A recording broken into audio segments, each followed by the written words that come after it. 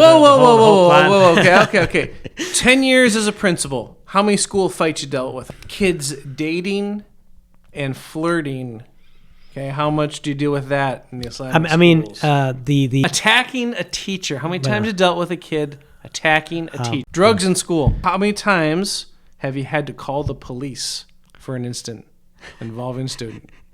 There's assaults. There's sexual harassment. There's drug trafficking. There's public indecency. Public urination. They might occasionally be implemented. How many times have you implemented the hudud on a student? Bismillahirrahmanirrahim. Alhamdulillah. Wassalatu wassalamu ala rasulillah. Assalamu alaikum wa rahmatullahi wa barakatuhu. Welcome all viewers. Welcome back to Abraham Education, where alhamdulillah we have another in-person podcast here with an educator and a principal of Islamic schools who I've had the pleasure of spending time with this week, Mr. Omar Chatila. Assalamu alaikum, brother. How are you doing? Alhamdulillah. Good. So, brother, thanks for taking the time for doing this. It's been nice spending time at your school here this week. Why don't you just tell the audience, I think my audience knows you pretty well, but just tell them a little bit about your background and everything. Bismillah ar-Rahman ar-Rahim. Alhamdulillah Rabbil Alameen. Wa salatu wa salamu ala Rasulillah wa ala alihi wa sahbihi ajma'in. My name is Omar Chatila. I'm an Islamic school principal. I've been in the field of Islamic education for many years. I'm also involved in da'wah. Try as much as I can to learn more about Islam, teach others about Islam, and just call to the proper teaching, proper understanding of the Quran, the authentic Sunnah of the Prophet Muhammad sallallahu alaihi wasallam, the way the early generations, the companions anhum, and the generations that came after them, the way they understood and practiced Islam. And I want to say for my audience, who people don't know, my book, Engaging Muslim Students in Public Schools, this is the first time that we've met in person. But we actually first were in contact in 2019, 2020, because I reached out to you to help me with verification and sourcing of some ahadith and some statements of the Salaf that you helped me with. That was actually when we were first in contact with together. I don't even know if you remember that. Now that you mention it, I vaguely remember that. Yeah, but before that, no, yeah. Now that you mention it, I mean that does ring a bell. Yeah. So how'd you get into education? Is your educational background in education? So my background wasn't in education. I never planned to be a teacher or a principal. I never thought I'd go into the field of education. My bachelor's degree is in biology, actually, and my master's degree is in business management. I never really planned to go into the field of education. The way that happened is, I had finished my master's degree. I was still applying for jobs.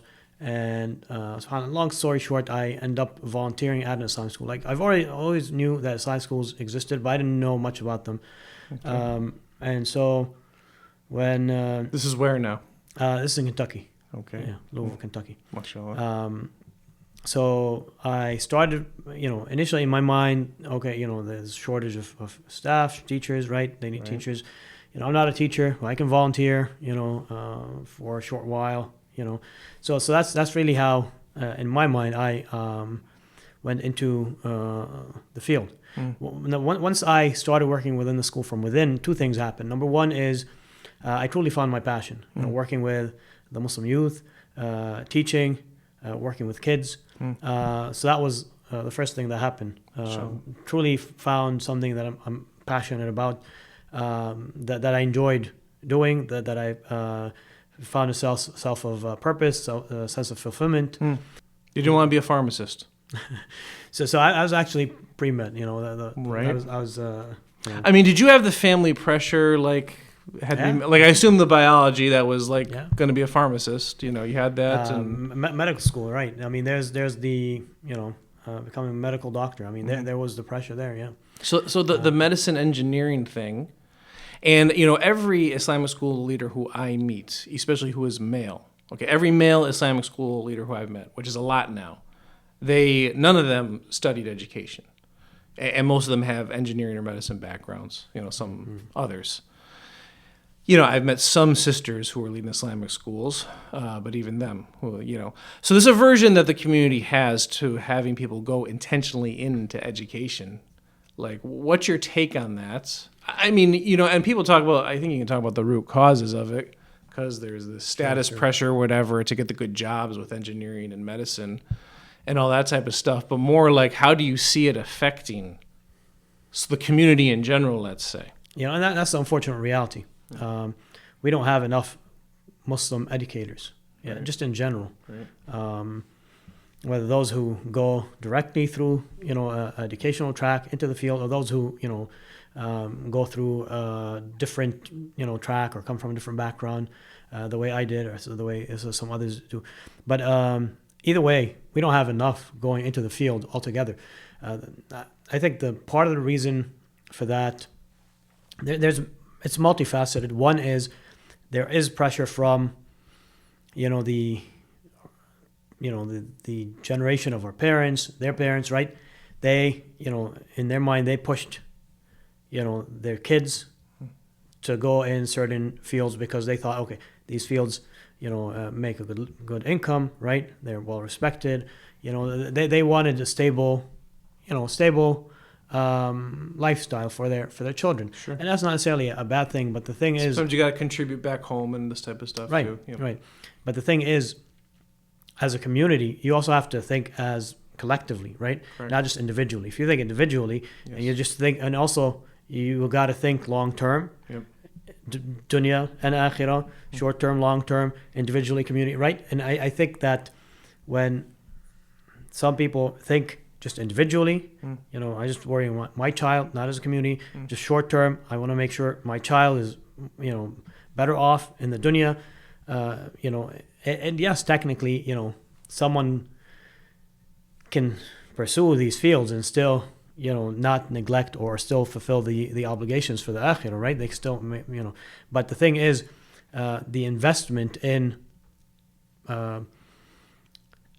the community at large to be able to not just be satisfied, okay, I'm doing the basics for the akhirah, but to be doing beyond. And again, not to say that we don't need funding, so, and we don't need people within the community who are well-off businessmen and professionals and whatever areas that they might pursue to contribute financially and through as well other area, through their area of expertise. But it's not balanced, in terms of our approach as a community.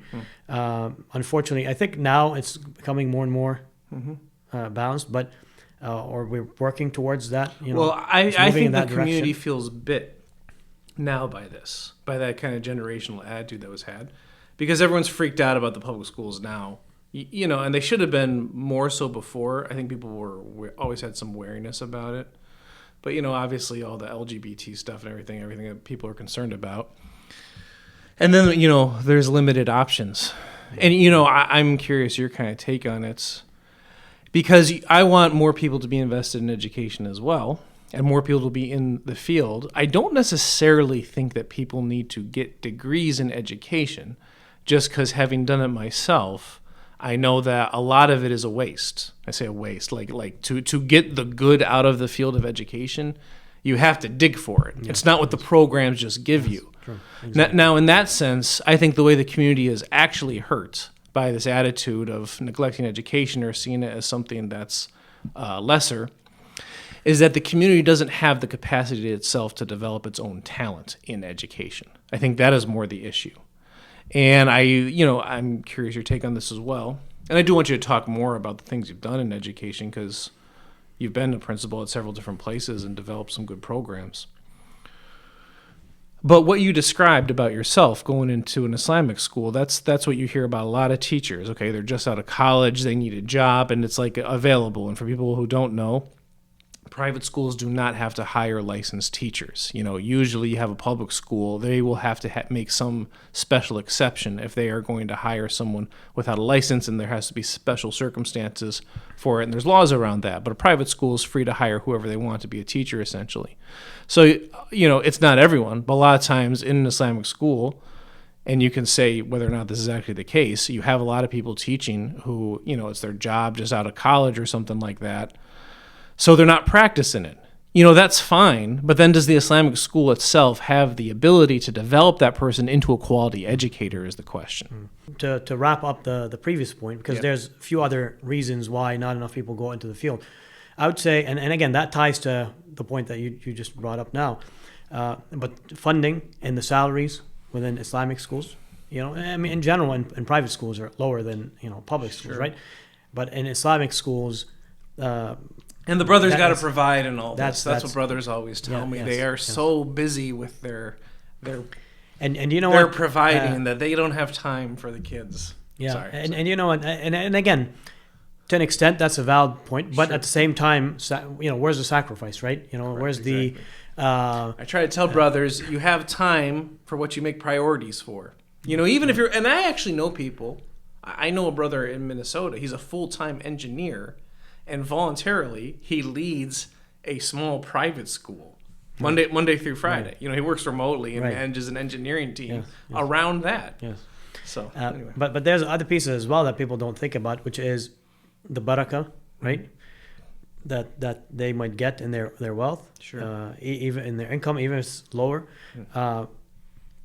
The other advantages of being in an Islamic school, right? The Islamic environment, the ability. Correct. Yeah, so there's a lot of pros, and yes, salaries should and could be higher, and that's something we should work towards and push for. Muslim teachers, principals, educators do deserve, decent salaries. But at the same time, from on the flip side, we should, as individuals, we shouldn't measure everything by by just that one item, because there's other aspects as well, and people should think outside the box. Think, okay, how can I supplement my income? And there's ways that people can do to supplement their income without having to, while still being able to do, let's say take a job that isn't paying as much as, because believe it or not, there are quite, I've come across, I don't know the numbers, but I've come across, I'd say a lot of, I was surprised. Initially, I was thinking, when I first started working in Islamic school, in my mind, every Muslim who, is a Muslim teacher would work in Islamic school. Gradually, I found out that there's a lot of Muslim teachers in public schools. Which I was one for quite a long time. So, but I guess that group is much bigger than I initially. I didn't even initially, imagine there would be when I first, started. But obviously, gradually, you meet more people, Muslims, practicing Muslims, teachers who are working in public schools, and then over time, like now I've met, I'd say that group is a big group. It's not a small group. Sure. But how many Islamic schools have you been a part of now? Working directly with them, I'd say a few, a handful. As far as like consultancy and this type of consulting with some schools, or just generally advising schools that reach out that are just starting off, or visiting schools as part of like serving on an accreditation team that's accrediting that school. I'd probably say roughly about 20 or so. And your impression of that, because I'm very interested in this question that I was asking, do those schools have the capacity to develop their own in-house talent, and to what extent do they have it? Yeah, so that's the thing that ties back to funding and investing, right? So, and it doesn't take a lot of funding to invest in training, but unfortunately, I feel like it hasn't been done as much in the past. There has been some, but I feel like now more and more schools are investing in that, because they realize, okay, we can either, get teachers that are already trained, certified, right? And obviously, you're competing to hire those teachers with not just with public schools that are paying more, but with other Islamic schools, because our communities are growing. Alhamdulillah, there's more Muslims, there's more Islamic schools. Absolutely. Every year, more Islamic schools open up throughout the country. So you're competing for the same small pool of talent with other Islamic schools as well. And every Islamic school that I talk to right now, pretty much most of them, their enrollment is full, and they have a waiting list. And since COVID especially, they've had a rush of people wanting to get in there. And I do believe it's the case that, actually, I think it was you who was telling me that private school enrollments in the country in general is declining, but Islamic private schools are the only ones where it's actually increasing. I think that's only going to increase itself, because funding for private schools is certainly increasing in the South, and even states out in the South like Ohio that are passing voucher programs. And I think that itself, that's even causing population movements outside of some of the Democratic states, which I think will create some pressure. Education in general is going through a transitional period, and I think the opening up of more options, the more dividing of the schools. I think a lot of big school districts are going to break up in certain ways. So kind of the bigger models of public schools and that type of stuff will break up. So you're going to have all kinds of smaller, more flexible options, which will lead to inevitably more flexible type of funding. Yes. So I think it's only going to increase. Yes, I agree. And at the same time, it's only going to exacerbate the staffing situation in the schools. All schools are dealing with public and private, but more specifically Islamic schools, because we're growing in size, growing in number of Muslim educators isn't growing as by at least not by the same proportion. Let me ask you this, because I'd be curious to know. So as a practicing Muslim, what two things: what made you decide to work in a public school, and then the second, I guess, part of the question would be: have you thought about working in Islamic schools, during those years? And so. Well, that's a good question. I mean, I got started in education in Saudi, so that was at a private Saudi school where I first started working, and it was Islamic because they were teaching Islam in that sense. That's where I started. When I moved back, to Minnesota, Minnesota has very limited options as far as Islamic private schools. There's really only one at the time. Right now, any other ones other than that one, they're not complete schools. So there's really just limited options.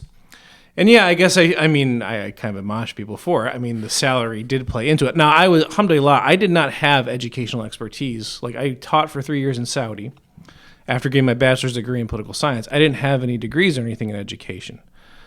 So when I came back, I was able to get a teaching job at a charter school on a variance license. And as I was saying, like, even charter schools, they have to hire licensed people unless there's like extenuating circumstances. So I was very, very blessed and fortunate to get a teaching job, and that job actually supported me in getting my teaching license. So I taught there for 3 years. Well, I got licensed. I did my master's degree after that.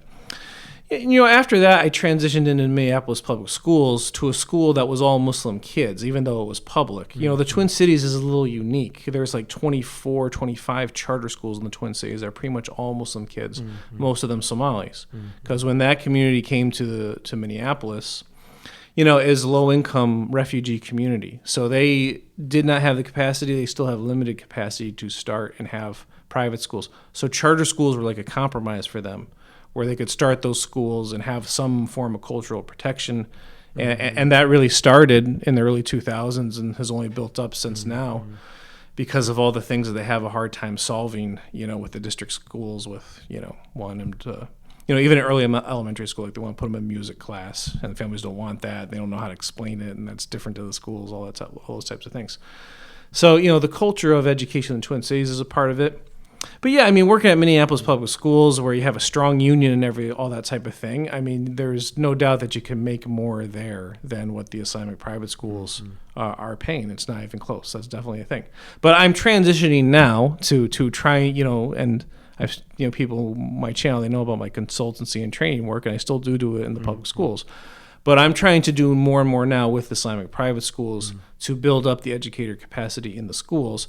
And part of the reason I'm doing that is because I'm definitely sensing the shift in education in general in the United States, going away from the public schools. The public schools are kind of sick. They're honestly sick. And like they don't have the cure to their illness, Like the district I was in, it's just bleeding enrollment. And then even if that enrollment is going like to say suburban districts, that's causing those districts' demographics to change, and they don't know how to deal with that demographic change. So there's really just problems, cultural problems all over public education. So I do think the future is in more private education. like I said, I think more funding is going to open up for that in the United States. It's the norm worldwide, actually, that there is, in general, public funding available for religious education in most countries. And there's going to be, there is law changes happening. There will be law changes happening with that. So that's what I'm trying to work now more with Islamic schools. Sure. Like I've been here at Omar's school, training his teachers, alhamdulillah. Sure. And I've seen, over the years, I've seen several people, with that type of background. I guess they've worked in public school, which allowed, because of the more funding, allowed more opportunities for training. And then once they've got that training, then in turn, offered to Islamic schools. And I will say, too, some of the willingness to invest more, I think that is starting to show up. I mean, several, I've probably done trainings for 10 or 11 Islamic schools in North America now. At several of them, that they offered me jobs after I did that. And, that conversation usually goes, well, I don't think you can afford, especially while I was still working my job with Minneapolis Public Schools. A lot of times that conversation kind of goes like, well, I don't think you can really afford, what I'd need or match what I'm making. And they'd be like, oh, you'd be surprised, brother, just try us, because not necessarily because they have it in their budget per se, but the people who are generally invested in the school, whether it's the board members or their big donors or whatever, they're recognizing this need to invest in further capacity, basically. Whether it's material capacity of the building or the human capital capacity, which I think is more important. Yes. In schools in general, not just for Islamic schools. No, I agree. At the end of the day, sure, facilities are important. They're needed to have your program within, right? But at the same time, it's at the end of the day, it's the people that are there that make up the actual program. The people you put your children, your students in front of. Yeah. I mean, I do think that more schools are investing, have been. I think it's been gradually increasing over the years, but I still think that we don't have enough people going into the field. So if I were to say one thing to the audience out there is, have you considered going into education, becoming a teacher? If not, why not? And, give it some thought. We need more people to go into the field. You can't, and you touched on that. We need to build the capacity ourselves to train our own teachers, and alhamdulillah, that's happening again gradually, and we have some of that already. But I think first you need enough people willing to get trained, right? People wanting to become teachers to receive that training. And on the flip side, you also need some cohesiveness. You need some structure, some standardization, or not necessarily standardization as much as something that is more, rather than this person's doing one thing here and this person's doing bits and pieces, like a whole collective. And again, you've seen some of those, but at the same time, I think it's important to understand, Islamic schools, Islamic education is relatively young in this country, right, compared to some of the other. So we're still developing, we're still growing, and that's normal part of developing something new and growing. And both the Islamic schools and education in general, they're in generational transitions right now. So we have to kind of envision what should that transition look like to be productive. Do you think that Islamic schools are worse than public schools? What's your impression of that? In terms of, and do you think the community thinks that in general? So just education. Take out the social stuff for right now. The education itself, because everyone's got their opinions about the social stuff right now. Yes. But just take that out. So the education itself, I think that the average Islamic school, the average Islamic school, is slightly better than the average public school academic, in terms of academics.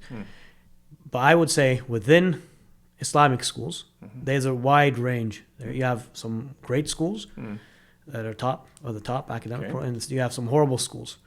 But I'd say most of them are somewhere in the middle. They're doing okay. They're doing a bit above average. And if you look at their academics, you look at their test scores. but compared to public schools, but they're not wonderful or where they want to be or should be, and they're not horrible. I do think that the perception within the community is always worse than reality for Islamic schools.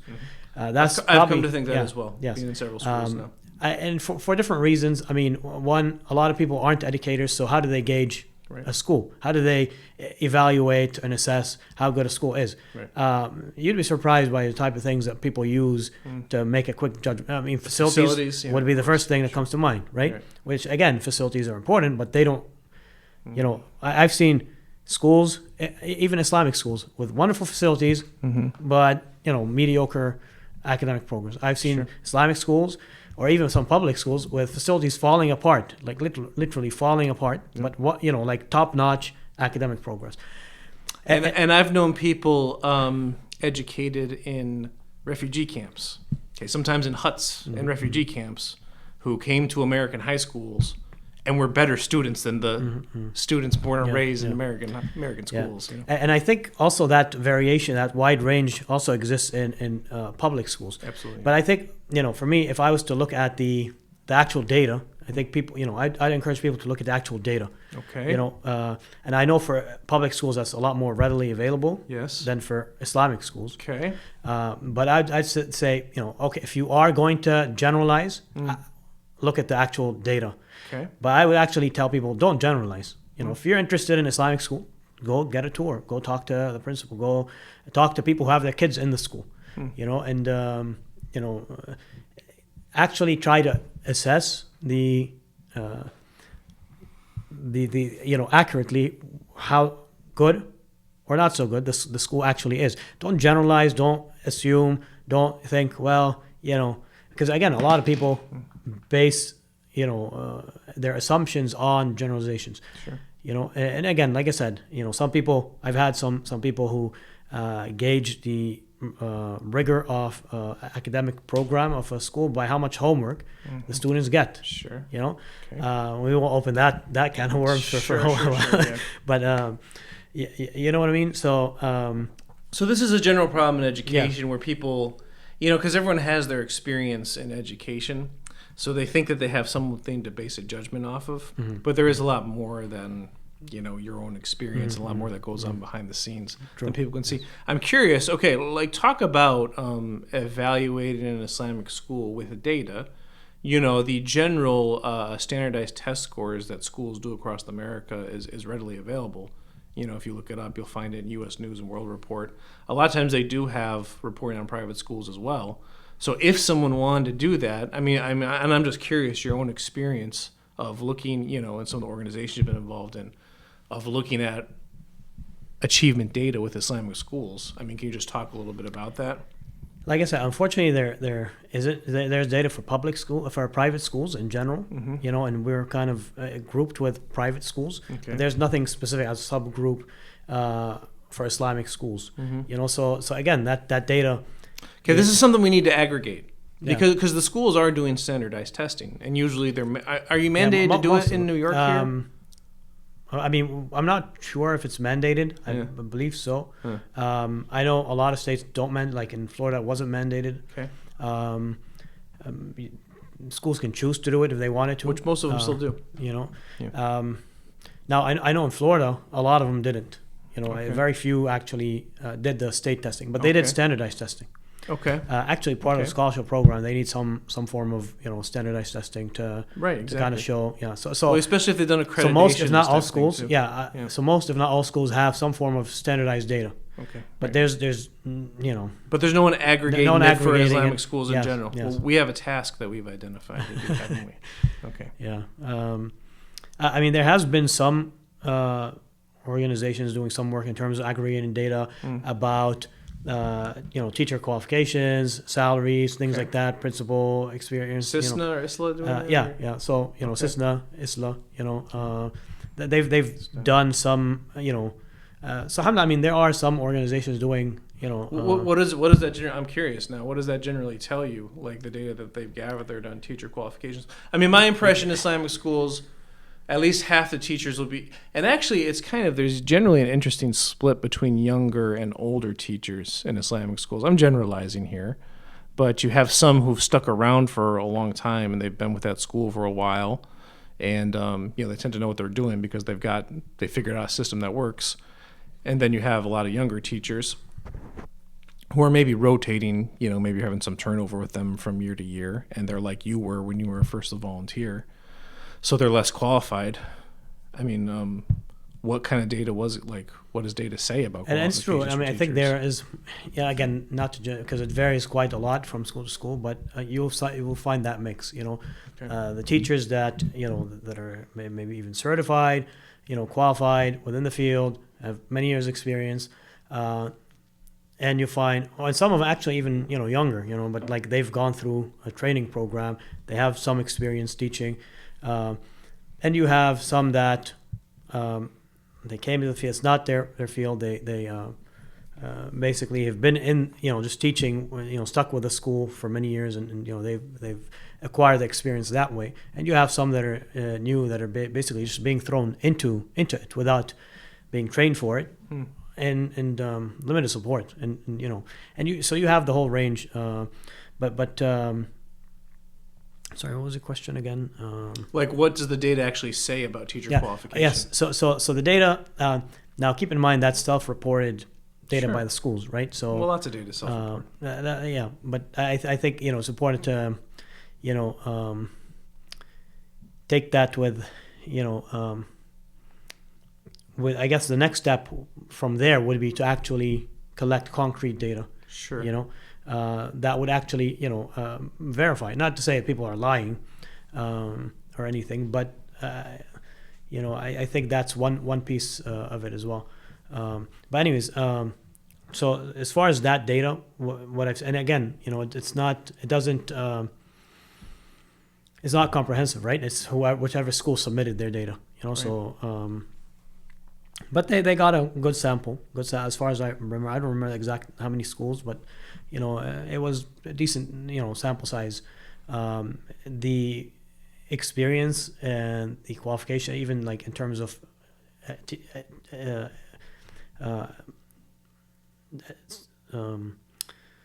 degrees in teaching or education and being certified, and you'd be surprised that it's a lot more than what people expect, and so quite a lot of them. Teachers who have a teacher certification. So they're either certified or ballpark percentage. I don't remember. Average to be honest, Islamic school. to be 30%. 40%.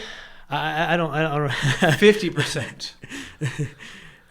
It sounds like. Let me ask you this: what would you? I really don't remember. I mean, maybe you could look it up, but it was surprisingly a big number. I wouldn't be surprised if it's 50% going back and looking it up, or more even. Like I said, I mean, it's a big number. I don't remember exactly what, but I remember I was surprised, even having worked within Islamic schools, at the number itself. I think again, Islamic schools, just in general, people within the community have a negative perception of them. Bad. Their reputation is always worse than the best Islamic school and the worst Islamic school. Most of the time, their reputation within the community, their image within the community, is worse than their actual, the actual reality of their programs, the qualification of their teachers, qualification of their principal, the administrators, just even in terms of fun. Sometimes people, like, I've had people in the past ask me, like, they come to enroll their kid. Actually, this was back at the first school I started off with. I started off teaching and then moved into administration there. So I've had a parent, who came, who's interested. He's, practicing brother, active in the community. Had a son. He wanted to enroll him, but he's hesitant. So so he came one day, like, to learn more about the school and he's asking questions like, do the teachers get paid? Are they all volunteers? And again, I mean, I started as a volunteer not because they're hiring volunteers, right? I mean, but because in my mind, I'm not a teacher. I'm just going to volunteer for a week or two until they find someone, like, fill the position, right? But again, it's yes, salaries are low, but yes, people are being people compare it a lot to weekend schools, and they're not. And that's a whole nother topic of discussion, I guess, weekend schools. But But Islamic schools are, full-time, functioning private schools. The parents pay tuition. The staff get paid a salary. It's actually functions, like a school. It's not babysitting. It's not, and I think some people have that Sure. perception. Sure. The schools you've worked at, and even the ones you've consulted with, on average, like how old are they? When do they start? And a little bit about like how they started, how they got going as institutions. So I would say, at least the ones I've worked with kind of fall into two categories. One category, ones that have been around, the 20 to 30 year range. Okay. So they're not new. We're talking the 90s. Yeah. So they're not new, but they're not, there are a few that have been established, like, that are older than that. But most, those are very few and far in between, right? If you go back 40 years, even masajid, where it's just being, a lot of masajid are, like 40, right. The 70s, there's a lot of masajid. Yeah. Or a lot of metro areas. Yeah. Maybe less so on the East Coast, but certainly in places like Minnesota, Seattle, Columbus, places where I spent a lot of time, that didn't have such a big presence of the nation, because a lot of times mosques started with them. Usually the first building that was registered as a mosque in those places was in the 1970s, because you started having professionals from the Muslim world start coming in 1965 when immigration law reformed, and that opened up student visas to people who had studied in English and Egypt, Pakistan, India, different places like that. And then by the 70s, there's enough of a community to like get a building and register as a place of worship and that type of thing. And then, and this place, I think, says like 50 years old, right? Almost, yes. Well, as far as the masjid, yeah. Puts us in the 70s, yeah. Yeah. So this, the school is more like Muslim Center Junior High, Queens, New York. Can I mention it? Sure. Muslim Center Junior High, Queens, New York. Yeah. So the school 27. This is like the 27th year. So you can see, most schools are in that range that I've seen, or like that's one category. The other category are like they're relatively new within the last 5 years. There's a lot of new Islamic schools that have just opened up. Yes. I'd say 5, to 7 years. 5 to 7 years, I'd say too. Yes. Because I've talked to several like that as well. The ones that started in the 90s, what would you say has been the ebb and flow or the trajectory of their enrollment over that time? Like, are they at their peak now? Have they grown exponentially? Did it start off really big and has attrition now? It probably, I would imagine it grew from 2000 to 2010 just with more immigrants coming, this type of thing. What do you know about that? Overall, there's been, growth. Enrollment is growing within Islamic schools just because our communities are growing. Yeah. But there's a wide range. You have some schools that, small growth, very minimal growth. You have school that growth is more exponential. They're at capacity. They have waiting lists. But they're more. I'd say those are the more. Do most of the schools have to market themselves, or do they have enough demand of people who just are looking for Islamic schools that come to them saying, "Hey, we're interested"? So there's some marketing in the sense, but not. See, a lot of Islamic schools don't invest a lot in marketing either, because, number one, it's additional funding you have to allocate towards that. Number two, the other piece, as you mentioned, a lot of people already kind of come seek it out. So, there's not that they shouldn't market, but the sense of need for marketing isn't as urgent or as drastic, because they feel like, hey, students are coming, like, why do I need to, what I mean? Although, I think that's another area which Islamic schools should spend more. And people think of marketing as just to bring in more students as well, which is part of it. Right. But the other part of it is just retaining the students you have. Showcasing to the current families that you serve, right, your school program. Yeah. And then the other thing to your general community, just kind of helping them have a better understand or more accurate perception of. Right. Your school and what it is and what it is not. Sure.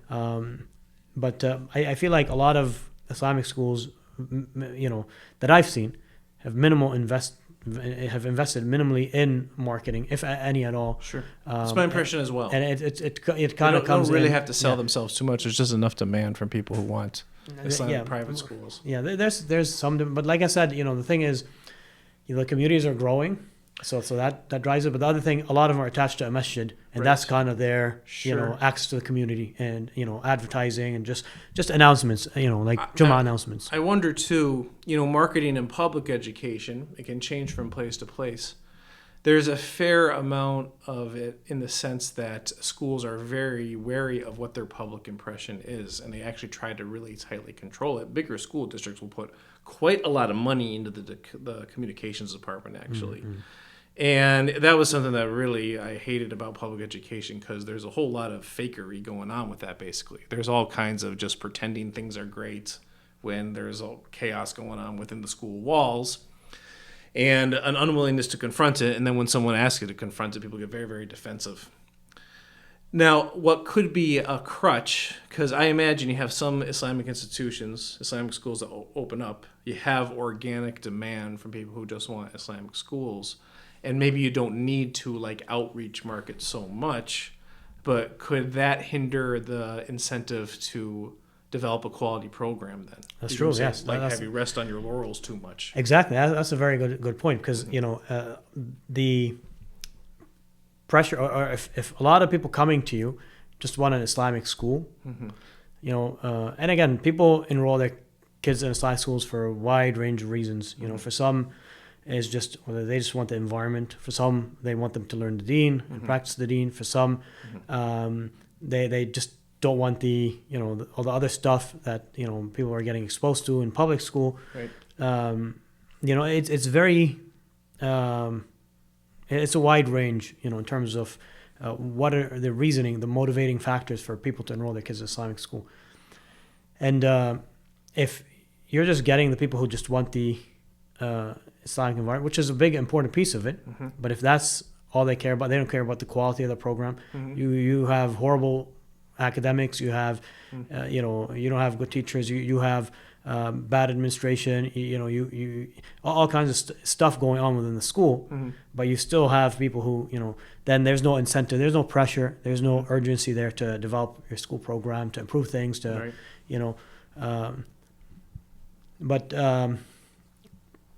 but I'd say in general that there is I don't think that is as much the case. It might be at some schools, but not as much. I feel like schools are trying to grow. You mean they naturally they're trying to improve on their own, and then also parents, even those parents, it's a small category of parents that don't care about the program. Sure. And they're paying money too. Yeah, they're paying money. They want to return. That's key. So that's the thing. They're always comparing. Well, which is a good accountability incentive that there is in private schools that you don't have in public schools. Yes. So that's actually what they compare to, right? Like, oh, I'm paying money here. I'm bringing my child. I can take him to public school for free. Right. So they are expecting getting something better. Right. In that sense. And again, I think that coupled with the schools themselves internally, whether the staff, the teachers, the administration, the boards, wanting to, you in general, you have that sense of we want to improve our school. We want to, and now the obstacles to that, the challenges with that, whether they're going about it the right way or not. Again, there's a lot to discuss there, but the willingness or wanting to improve the school program and grow the school is there. You said there's a wide range of schools. There's some good, some bad, just like public schools. What makes a good Islamic school? A good Islamic school program. What are the components of that? What do those schools have going for them? So made them good. So I think a few things that are needed, right? One is you need the shared vision, right, and a mission that people can get behind, right, and number two, you need the leadership, right? You need strong leadership that actually motivates people, that inspires people, that is qualified to be leading, not one that, well, why is that person leading, dedicated people, dedicated but also qualified, who are actually going about it the right way. So you know, you can say effective leaders if you want to call it that, or you know, or you know.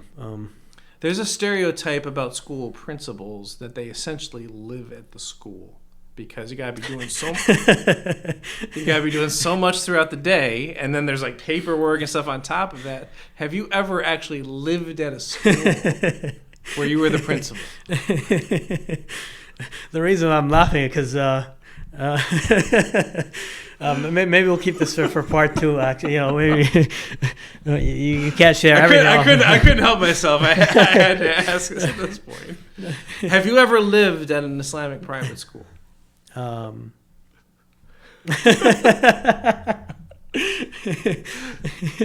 I will actually say, in realness, I mean, the audience is wondering why we're laughing so much. Now, the best principals I've known in public schools, they actually were there until like 7, 8, 9 at night pretty frequently. And usually because they would spend the day dealing with people and dealing with kids and being throughout the school, making themselves accessible to people in the school. And certainly in the public schools, it's maybe a little less so in private schools. You know, there's all kinds of paperwork. Of course, there's budget work. You know, there's phone calls to me, all that type of stuff. And, you know, so in public schools, there's a type of principal who does that clerical work and does that office work during the school day, and they're in the office all day. And those principals, they, especially in urban school districts, their schools end up having the biggest issues. The schools that are quality run, and this is part of why there's become so many like vice principals and that type of stuff in different schools. But, you know, everyone respects the leader of a place and knows that, you know, they're the leader. So when that person is not present throughout the day and visible to people, you know, it can really affect the environment. It can affect the kids' impressions of their own accountability. True. So, like, the best principals I've ever seen and known about, that was their model. They spent all day around the people in the institution, around the kids, made sure the kids knew where they were and all that type of stuff, and we're seeing them. And then all the other work was after school, basically. And then they end up, you know, you can burn out with that because you end up never seeing your family, that type of thing. And there have been, I mean, public school principals who slept in their office. So again, have you ever actually lived at an Islamic private school? So let me say that you know, it is, you know, I mean, to me, I think, you know, and of course, you know, I'm probably biased because, you know, but I'd say it's the most challenging and the most fulfilling job there is. I don't know about the most, but it definitely is. It's very challenging and very fulfilling. And I think if you enjoy and get the sense of fulfillment from the work you're doing, you do naturally put in that much work because it is that much and even more. Like, I mean, you could live in your office and in the school and not finish the work that needs to be done. Right. You know, and that's not even thinking about beyond the basics or the bare minimum to operate, beyond that to further develop and improve and you know, expand, right, and explore and you know, so yes, you know, principals in general and Islamic school principals more specifically, they put in a lot of hours, long hours. You know, that's part of that. That's normal. You know, the thing is, even I'd say even a lot of bad principals aren't effective. Not working efficiently. Spend a lot of work, right? And not working efficiently, or, you know, so I mean, there's a lot of things that go into it. I mean, what I've learned over the years, I mean, that's part of the job. It's not about being able to leave on time. It's about when you leave, you know, late, you know, and certain things. Number one, being more efficient in terms of what you do. Number two is delegating and knowing how to supervise others that are doing the work. Because if you just completely delegate it and they does your background or your education in business management help with that? Yeah, definitely. I mean, I think my background in science and in business management helped tremendously, because going into the field of education without being, you know, getting the training for it, I had to, like you said, you had to dig for it, right? So I had to dig for the educational experience, the training, right? The knowledge pertaining to the field. I had to actually acquired over the years through, just reading a lot, professional development, workshops, conferences, accreditation visits to other schools where you learn a lot, just learning from other educators within the field, and having mentor. But I do feel having that background, a lot of principals that come through or teachers that come through the traditional route don't have the business or the management piece because they don't, some of them seek it out. It's true. And those I feel like helps them be more effective. Well, now in public education, and but going back to the question, what does a good Islamic school have? We said shared vision leadership, and we're kind of stretching leadership out a little bit. Sure. See, a public school, you couldn't do that because the union would the janitorial union would get all over you for that. Treating them like a slave out there. Okay, sorry. Getting back to the question of what a good Islamic school has. Okay, you said shared vision, leadership, and we're kind of hashing out the leadership issue right here. I do want to say on what you said about the knowledge of business management. Knowledge is a really underrated thing in education, actually, oddly enough, and that was part of what I was saying before about how someone having done a teacher training program or a certification through a college, it doesn't necessarily prepare them to teach well, and a big missing piece from that is knowledge and content area knowledge. And that is something that people really need to teach, that we do have a lot of in our community. Now, how you actually deal with kids and teach them, that's a whole other thing on top of that. That's an excellent point, because you need both, right, to be an effective teacher. And the focus in a lot of training programs is on the the actual teaching and not the content. Well, actually, in education, a lot of the focus is on educational theory. That's a big problem. So it's not on knowledge. It's not on knowledge, nor is it on the actual teaching. It's on theory and progressive politics. It's kind of a problem, actually. But that piece, as far as people in our community having the content, they master, because a lot of people, in their field, they master the content. Absolutely. Right? But it's just being able to connect to help them. Okay, how do you teach it? How do you explain it? How do you manage a classroom, right? Because if you can't even control the students and be able to get to the part about teaching your lesson, you can have a wonderful lesson, but you can't manage a student behavior. You're not going to teach anything at the end of the day. Or even if you try to teach it through that, they're not going to get much. But the emotional aspects of the child is a big thing that we are lacking knowledge of in our community, especially. And subhanAllah, like so much of it ties back to our deen. Like if we just learn more from the sunnah of the Prophet ﷺ, and I think emphasizing that and connecting to that. And we say it, but when you take examples, for example, the Prophet ﷺ was served by one of the young companions, by Anas for 10 years, right? And he didn't say once some oof. Like he wouldn't. So why did you do this? Why didn't you do that? SubhanAllah. Imagine for 10 years. Yes. And working with kids is not easy. It's challenging, right? I tell people most people can't spend 5 minutes with a group of kids without saying oof to them, like literally saying oof or yelling at them. Yes. But somehow, even though we every single Muslim will tell you, yes, that the Sunnah is a great example, right? And but when it comes to actually following it, implementing it, we've a lot of times I find people making excuses like, oh, but that's the Prophet ﷺ. We're not like him. Or, oh, well, that was back then, not our generation. Right. But and you know what? These are semi-truths, right? Yes, the kids we deal with today might not be the generation of the companions, but we're not, you know what I mean? And yes. Like when someone mentioned that to me, it's like, oh, well, we're the kids we deal with are not like generation. I said, well, we're not like the Prophet ﷺ, but they're our role models, right? And the Prophet ﷺ is our role model, and we want to be like him, so we want to work towards that. Yeah. Yes, we're not, as good as him, but that's our standard. That's what we want to work towards. Not to say, we're not like that. We can never be like that, so why bother? And we don't even attempt. It's like we justify things away as to why that wouldn't work, or why do I need to yell at the kids for them to listen? Yes. But Well, the Prophet ﷺ is the best of people, the best example. Allah tells us that there was a good example in the Prophet ﷺ for us. Yes.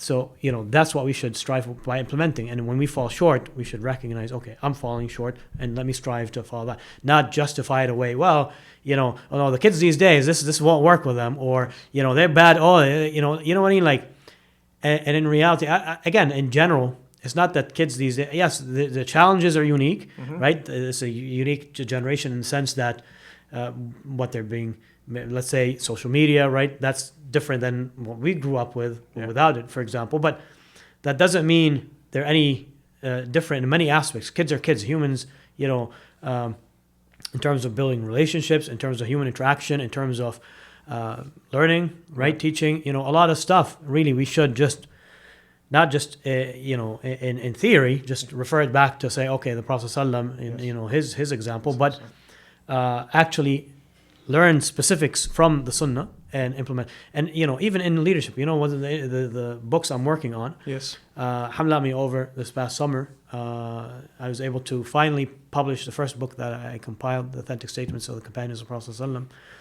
Available through Institute. They can get on Amazon. But yeah, Institute published it, right? It's sold on Amazon. But published under the Institute brand.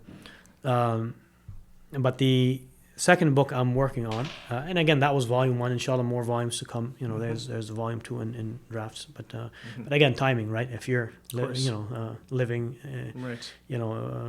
If you're literally living at the school, I guess it would save you time on commuting if that were the case. That's true. That's true. There's pros and cons to everything, but alhamdulillah.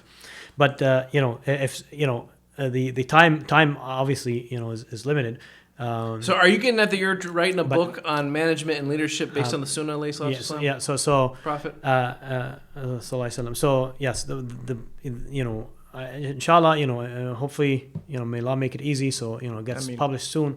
But the book is called Leadership Lessons from the Sunnah of the Prophet Muhammad Sallallahu Alaihi Wasallam. And it shows specific strategies, specific techniques in terms of leadership. Okay. And interestingly enough, some of them you see being promoted, by secular, you know what I mean? Yeah, of course. So, is that book, I'm curious now, I didn't know you're writing that book. Is that going, like the Authentic Statements of the Companions book, it's a little bare bones in that you focus it on the statements of the companions, and it's the compilation that's the benefits.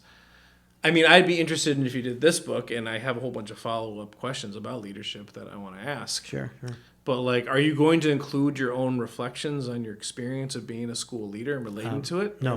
Why not? No. Why not? Which I think is important, but I think that's a separate project. For this, I want to focus on the ilm. Focus on specifically from the Sunnah of the Prophet ﷺ.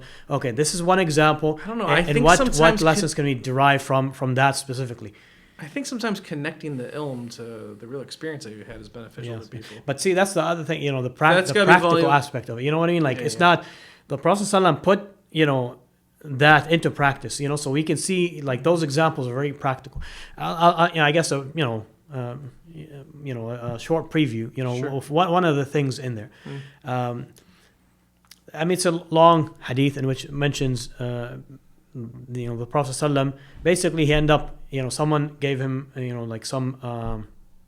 some milk as a gift when he came home, and he came with Abu Hurairah, who was hungry. Again, long story, very, very interesting story. So many, gems and lessons in it for so many aspects. But just to focus on leadership wise, and then the Prophet ﷺ ended up inviting a group of Ahlul Sufa, the group of needy people at the time, and they came and they drank, and the Prophet ﷺ offered them all to drink, and then Abu Hurairah after them. And again, that was a miracle the Prophet ﷺ was given, right? So many people drank their fill from one small cup of milk.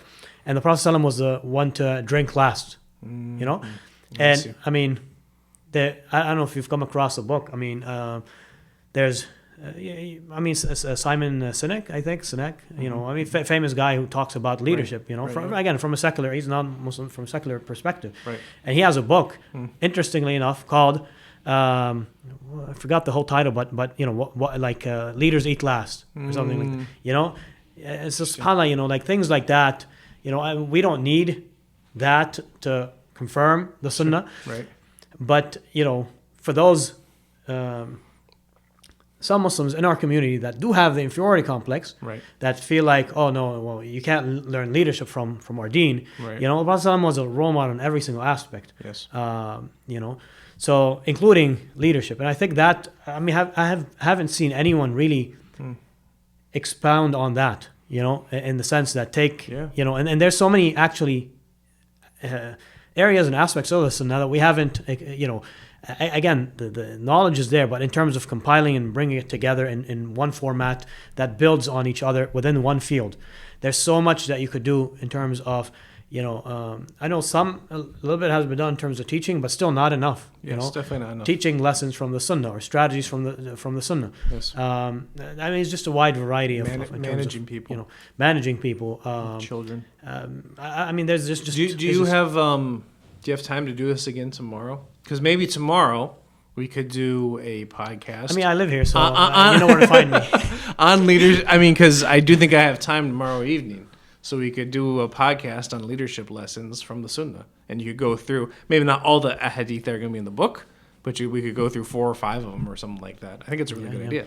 I mean, do you want to keep maybe let's keep that after I publish the book, so we can actually, you know, then. Well, you don't got to do all of them, but it can give not all of them, but preview some of, you know, like actually pull it up on the screen and you know, I think that might be. I think it'll be a good warm up to the book being released. You know, it's a good idea. Sure. Inshallah. I mean, you know, I'm curious. Sure. You know, I want to undergo the learning myself. Sure. So you know, better plan on it. I mean, I've benefited a lot from going through compiling it and just trying to extract the. You know, just looking at things from a leadership lens, and I've done trainings on that as well. You know, at like a Islamic school conference, you know, down in Florida. So, you know, but I've learned a lot from just trying to extract, going through, looking at the Sunnah from a leadership lens, and trying to extract just specifically, you know, because a lot of times. There's so much benefit in every hadith or every story from the Prophet ﷺ that it's overwhelming if you try to, you know, so unless you try to force yourself, no, okay, I don't want to look at this aspect, I'm just looking at the leadership specifically. Right. But then everything kind of just, you know, pops out, you know, it becomes so, you know, so clear. You know, in the sense that, okay, you know, like you see it, you know, you see it. Well, especially if you're trying to implement it at the same time. Yes. You know? Yeah. Okay. Well, I have a question specifically about leadership with schools. Teacher morale and motivation, which also relates to student morale and motivation, which is my experience as a teacher. Leadership has a huge impact on that. And I've been in schools where you had, you know, the exact same staff, and morale and motivation's at a certain level. From one year to the next, the leader changes, and then morale and motivation very quickly is in an entirely different place. I've seen that happen both in negative and positive ways in my teaching career.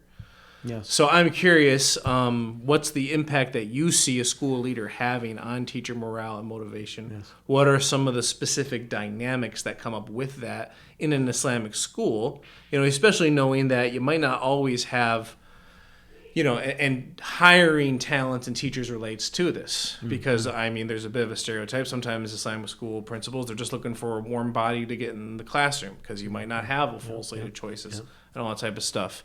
And then if they are more low-salaried teachers, you know, then are they getting burnt out easier? So I'm just curious about your thoughts on teacher morale and motivation and how the leader impacts it and what you do to try to maintain it. That's an excellent question. And I would say the third, you know, I said, what makes a good Islamic school? Yes. You know, right, the mission and the vision. And knowledge. Sure, of course. And then the leadership, the third piece, you know, that I'd say, again, all of three of them, you know, together is what you need, is the people, the personnel, the staff, the teachers, you know. The most important thing that I think that the biggest responsibility, the most important thing, and the most critical thing that I do is who I hire to put in front of the students. That's really the sure, everything else I do is important, but you're choosing your team. You're choosing the people that are going to be there working with, supporting you. You're supporting them in front of the students day in and day out, interacting with the students, right? So that's the biggest piece. And there's a lot of challenges with that. We talked about some of it in terms of not having enough Muslims in the field. Right. But again, motivating people, right? People are human at the end of the day as well. People going through personal challenges, personal problems, right? Some people get sick, a sick family member, challenges with community. So many things. I think it all goes down to a few things, really. You can't approach it, well, I'm the principal and you're working for me, and this is what you got to do. This is something I was going to ask about, because the worst thing that I've experienced that I've seen that a leader can do is have the teachers feel like they're walking on eggshells. And I've definitely known working under school leaders where everybody did feel that way, and then others where they didn't. What exactly was done to make it so it wasn't that way? I'm not sure that I can articulate it just off the top of my head. I don't get the sense that that's the way with the teachers here. Like when I was in the school today, the teachers were inviting me in the classroom, that type of stuff. They weren't like overly self-conscious about what's going on. Yeah. So if they were walking on eggshells, there's no way they would have done that. Yes. So what do you do to make it like that? Yeah. So a few things. One is you have to rally everyone behind that shared vision, mission, and goals and objectives, right? We're all on the same team, we're working together. This is our goal, right? And again, Islam gives you the perfect foundation for that, because we all have a shared goal of serving Allah subhanahu wa ta'ala, working for the akhirah, and that's ultimate. Having a core purpose, sorry, I'm kind of interrupting while you're answering the question. Sure. But, part of the public school's sickness is there is no core purpose. Exactly. It's completely lost. And then they just try to make it individual for each kid, and they spend so much time just trying to get the kids to discover their own sense of purpose. To the extent, social emotional learning, which is a big trend, and some of it's good in public education, that's a big part of it. But they are doing it up through seniors in high school. It's like seniors in high school, and you're still trying to get them to develop a purpose for why they're doing education. And it's seen as oppressive for the teacher or the school themselves to really give it to them. Yes. Now traditionally, nationalism used to be the purpose. In the nation state structure, this is the purpose: is serving the country, serving the nation. That has gone away in America. In recent times, and died down worldwide. So there's nothing left. This is really a huge thing for everyone to understand, because it extremely affects the kids, their motivation, their sense of purpose, their sense of well-being, and everything, when they don't know what their purpose is. Yes. And it is so dragging our kids down in the public schools, because we know what their purpose is: to worship Allah subhanahu wa ta'ala, to call people to Islam. And they cannot be nurtured upon that in the public schools. So sorry, I just wanted to emphasize that. So the shared purpose, and again, subhanAllah, having that connected to divine revelation, the law told us our purpose. Again, by default, that provides that foundation. But I think other things in terms of one, showing them, not necessarily telling them, but actually showing them through your actions. One more thing. I'm sorry. One more thing I want to say. I wanted to emphasize something about the shared vision, because I was just discussing this with a school leader of an Islamic school in Minnesota. Because every school, even public schools, they'll have their mission and values and their vision. But if you look at it, it's always just something that is very, very fluffy and generic. And they will go through processes of developing that vision together, and essentially in a way that's like overly democratic. Well, they'll ask for everybody's input, this type of thing. And everyone might get to write something about it. And then you pool all those things together. And people either know that they can only write something generic because otherwise it's not going to be shared and agreeable to everybody else. Or when you pool it together, the only thing that you can take out of pulling it together is the stuff that is generic, because it needs to be applicable to everybody. And you can't really do that when everyone's coming from a different place and they don't have shared values themselves.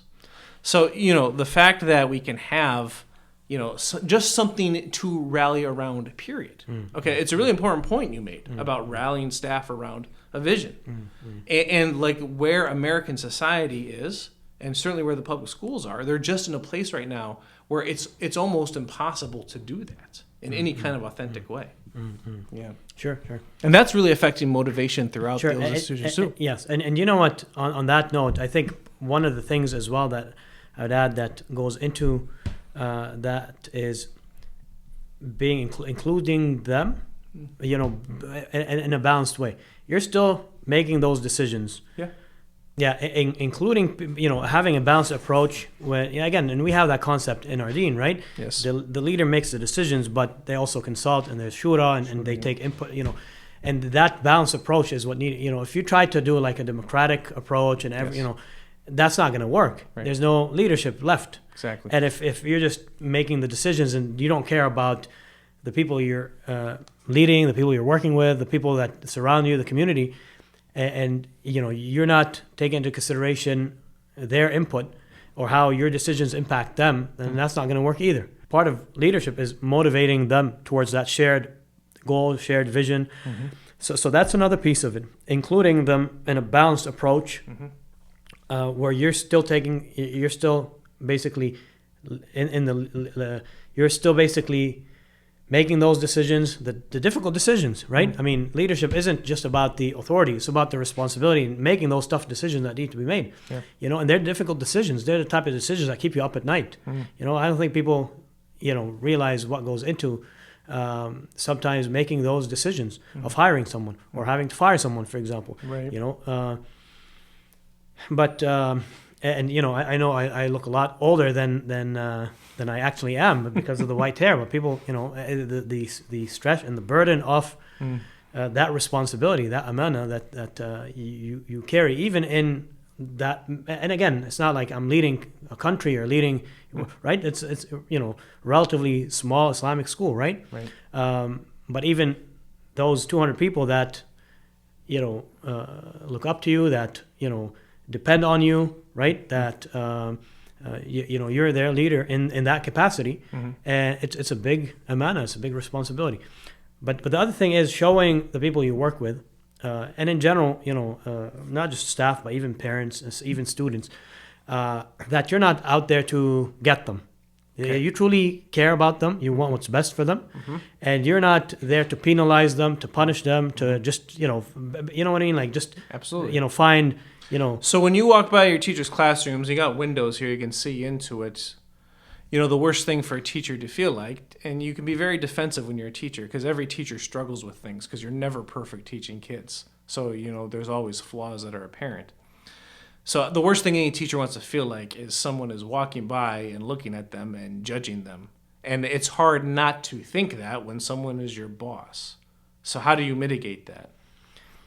I think just over time you build a few things. You build trust. You build credibility. You know, again, they need to trust you. Okay, you're gonna do what you say and say what you do. You're gonna right. I mean, they can take your word, you know, for what it's worth. You know, you say something, you know, and you actually mean it. They're not gonna say something and then it's something else the next day or the next month, or to someone else or something else, right? So trust and credibility is there. You all obviously have to be competent, you know, to an extent, and that doesn't mean you have to be the expert in every area, Right. you know.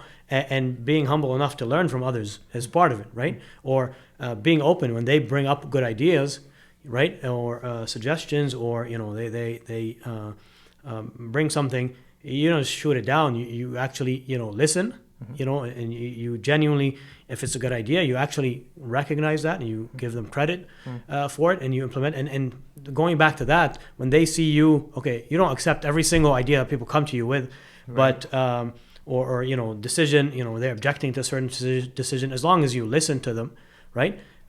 You don't necessarily have to agree with them every single time or give them what they're looking for. But just listening to them, number one, they feel validated. Like, okay, yes, you know, he's cares enough to listen about what we think and what we have to say. And then when they see, okay, well, no, you know, okay, when it's a good idea or it's something, you know, that might help. Okay, you know, he's willing to, you know, implement that. He's willing to take that and give credit to them as well. Not, okay, implement it and claim it as their own, right? And truly, it is part of leadership is making it a collective project, developing leadership capacity within those around you as well.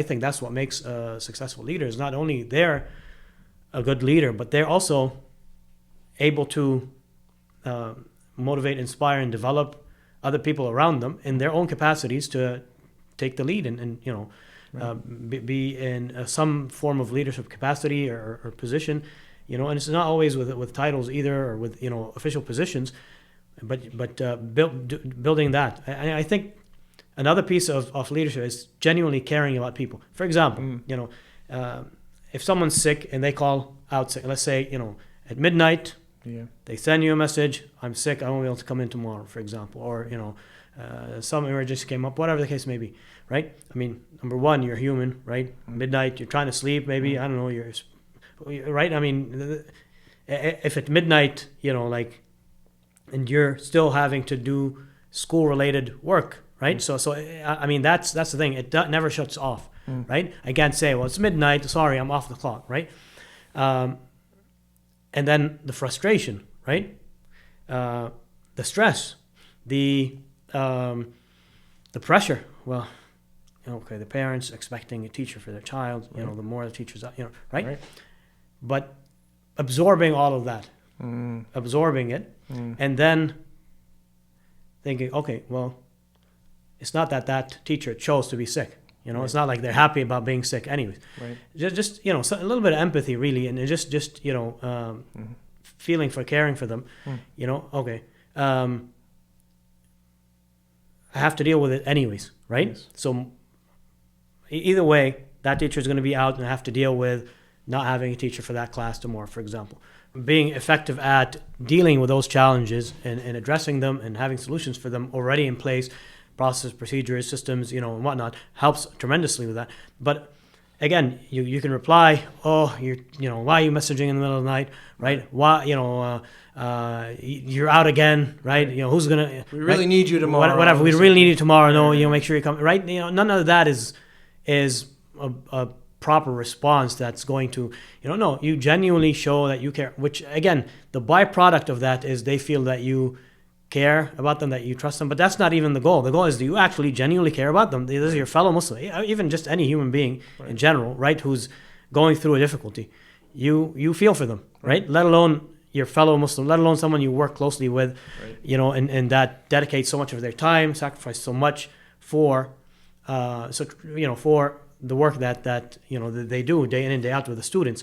And so, well, and sometimes teachers just need a day off. That or whatever the case may be, just sympathizing, just genuinely caring, oh, inshallah you feel better, oh, no problem, take it. I mean, imagine, put yourself in their shoe. You're trying to contact your boss, yes, it's late, but do you wait till the morning, or do you give them more time to plan ahead, right? Again, I mean, that's really what it is. Yeah, I don't want to disturb them, but you know what, let me give them enough time. That way they can maybe find someone else to cover for the day, like find a sub or something. I feel bad about calling you sick, but I'm sick. If I go, I'm going to spread my germs to everyone else, and then we won't get into the whole the Islamic aspect of contagious, things being contagious or not, and and how to understand those. But the point is, just in case some people's mind kind of I know. I understand why you're giving that qualification. So but it's not like they're happy about being sick, happy about wanting to take that, right, or want to make things more difficult. And it's just about, okay, it's not, I mean, they're probably stressed. Okay, I have to call in sick, I feel so bad, or whatever it is, right? Whatever the situation they're dealing with is. And your job is not to make that worse, right? When, again, it all goes back to the Sunnah, subhanAllah, when the person who used to drink, alcohol, for example, who, was brought to Prophet Sallam, he punished him for that, and some people cursed him, right? Yes. And you don't want to aid shaitan over your brother, right? You don't make things, as they say, you don't want to kick someone when they're down, so to me, okay, they're already in this situation.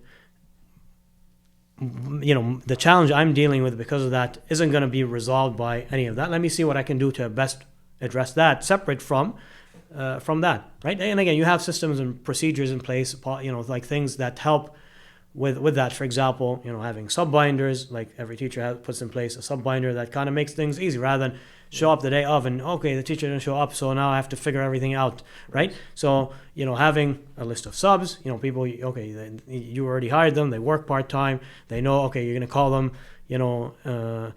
on a short notice, asking them to come and cover. And some people, that's they're fine with that, or they want that type of, they don't want the commitment or the additional responsibility of. So again, you have things in place to address that, but then you actually genuinely care about the person, because you actually do, as a Muslim, you want to care about and them feeling that they'd be more willing to, the next time they might be sick and they might, no, I'm going to show up anyways. And you're the one who has to tell, no, you need to go home and it's okay.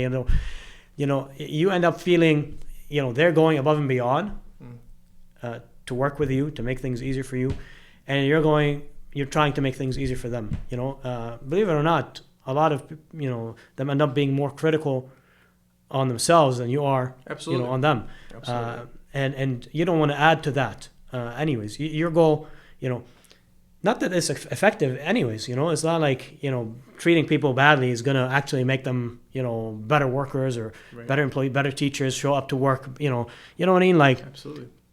And then again, we're all humans, we have our own shortcomings, our own challenges, and it's a matter of working together. And again, part of it is giving everyone a chance to grow and develop. I mean, who doesn't want to be better? Right? But again, it's about setting them up with the right opportunity, right environment, the training, right? I mean, you can't blame someone, for example, if you put them in a situation and the outcome is what you'd expect from anyone in that situation. So how do you deal with teacher workload? Okay, that is a big stressor that I've seen in schools, especially in smaller schools. And you're a principal of a K through 8 right now. You've been a principal of a high school before too? Pre-K through 8, yes, yeah. So in elementary school, okay, the teacher, by workload, what I mean for the audience is the teacher having to prepare for multiple different classes. So an elementary school teacher might have to prepare for reading, math, science, all by his or herself. In high school, an advantage for high school teachers, if they work at a bigger high school, it's more likely they're just going to teach one class. They will just teach 11th grade chemistry 5 times a day, so it's the same class. So they have to prep for one class in essence. But if you're at a smaller high school, more than likely, if you're the science teacher, you're going to have to be prepping for a different topic and subject, because you're going to be teaching each grade level. So 9th grade, you're doing physical science, and you're doing biology, then you're doing chemistry, and there's a whole lot of stress. Yes, that's true. So how have you helped? I mean, I can just the teacher workload is they have a big workload. That's true in general, teachers, but also specifically, teachers in Islamic schools. As you mentioned, right? They are teaching different classes. Even within the same class, they have different. Like say Arabic, for example, Arabic teacher, the Quran teacher. You have a student who's been here, since pre-K and or kindergarten, right? They've been at the school for many years, and that they're at a certain level. And then someone who just joined at a later grade level, and they don't know any Arabic at all, or they've never read the Quran, and you have vastly different levels, right? And so you have to teach within each class that you prep for. You have to prep multiple different levels, right? And kind of try to differentiate for each student, and just cater to target their own level. So it is challenging. So for time for Salah. That's not. So we'll continue after the Salah. Okay. Back from Salah. How was Salah? Good Salah? Alhamdulillah. Alhamdulillah. All praises due to Allah. It's nice, being in the school today. Just seeing the kids pray. And actually, you guys had really good structure in the prayer sometimes. Certainly in the public schools, when the kids try to pray, it goes bad a lot of the times. I mean, that's the biggest thing that I talk about. Maybe not the biggest thing, but it's one of the biggest things that certainly high school is asking me about, because they'll supervise the kids praying, and it won't always go well, because teenagers will use the time, Of course, the non-Muslim teachers have no idea how to control it. Even if you have Muslim teachers, they can't really lead it in a public school. Wow. So it was very nice to see that today. Just nice to see them, because the adhan from the masjid here is heard throughout the school. So teachers aren't allowed to lead? No. No. They'd have to pray their own prayer separately? A teacher, while they're working in their capacity as a teacher, they are not allowed to lead kids in prayer. So like working around Muslim kids, I never led them in prayer once. I'm not allowed to do that. Yep. So, you can supervise them, obviously. And, but you can't that's the thing, supervising them. You can say to them, like, hey, if you're going to pray, get to it. If you're not, go back to class. You can't tell them, like, you have to pray. You can't say that. There's all these delicate things about it. And, alhamdulillah, it makes a big difference. All right. So going back to I think the workload, issue. So definitely the workload is big. Of course, I think again, just using some strategies to minimize the teacher's workload. Anything that can be outsourced, delegated that they don't have to do, that could be done by, someone else. Like I think having a good admin team that can, so some simple things. Right? Simple things that you can take off the teacher's plate that are simple and easy for someone in the office to do, because they don't have a full class of students to supervise and be with most of the time, right? So reducing their workload by taking things off of their plate and doing it in some other way, getting it done other way, the things that are important to get done. And then things that aren't important to get done or, aren't actually needed, then also removing that off of their plate. And focusing on the things that they actually should be doing, and letting them focus on the things that they should be doing. Don't distract them with too many things, in the sense that don't the core, the foundation, the main responsibility that they have is to teach. So you try to best help them do that. You remove distractions, interruptions as much as possible, right? So you try to minimize these things. You put structure in place, routine. You figure out scheduling, layout. Things like that. Well, you try to figure out what can best help them do their job better. I'll tell you, having had lots of experience in small schools where this was always an issue. Few things. The curriculum choice makes a big deal in it. Okay, some curriculums are better than others. Not every curriculum is the right fit or match for each school. That's why I'm really not a big fan of any type of external top-down mandate of doing this or that curriculum, which you tend to get from districts. I'm sure in the state of New York you have even some of that in a private school with like the social studies curriculum or something like that. The teacher's experience with the curriculum or the books that are being used is really important, because the better that they know it, the less they have to prep for it. So older teachers tend to do better with that if they have a lot of experience with using certain texts, using certain books, doing certain activities and assignments. And if you have older teachers who are used to something, even if they come from outside, you don't want to like mess with that necessarily. You want them to be able to rely on what they've done if it's in a situation where they're going to have to prep a lot of different things. Same with the overall way that they structure the classroom too. Sometimes you can't always get ask them to get overly dynamic in what they do in their assignments. Excuse me. And the types of activities with the kids that they do. They might need more of like a base structure that they need to rely on. Those are really big things, just with the class, because the actual learning, the less that they can prep for it, the better it is. I always say, learning revolves around books.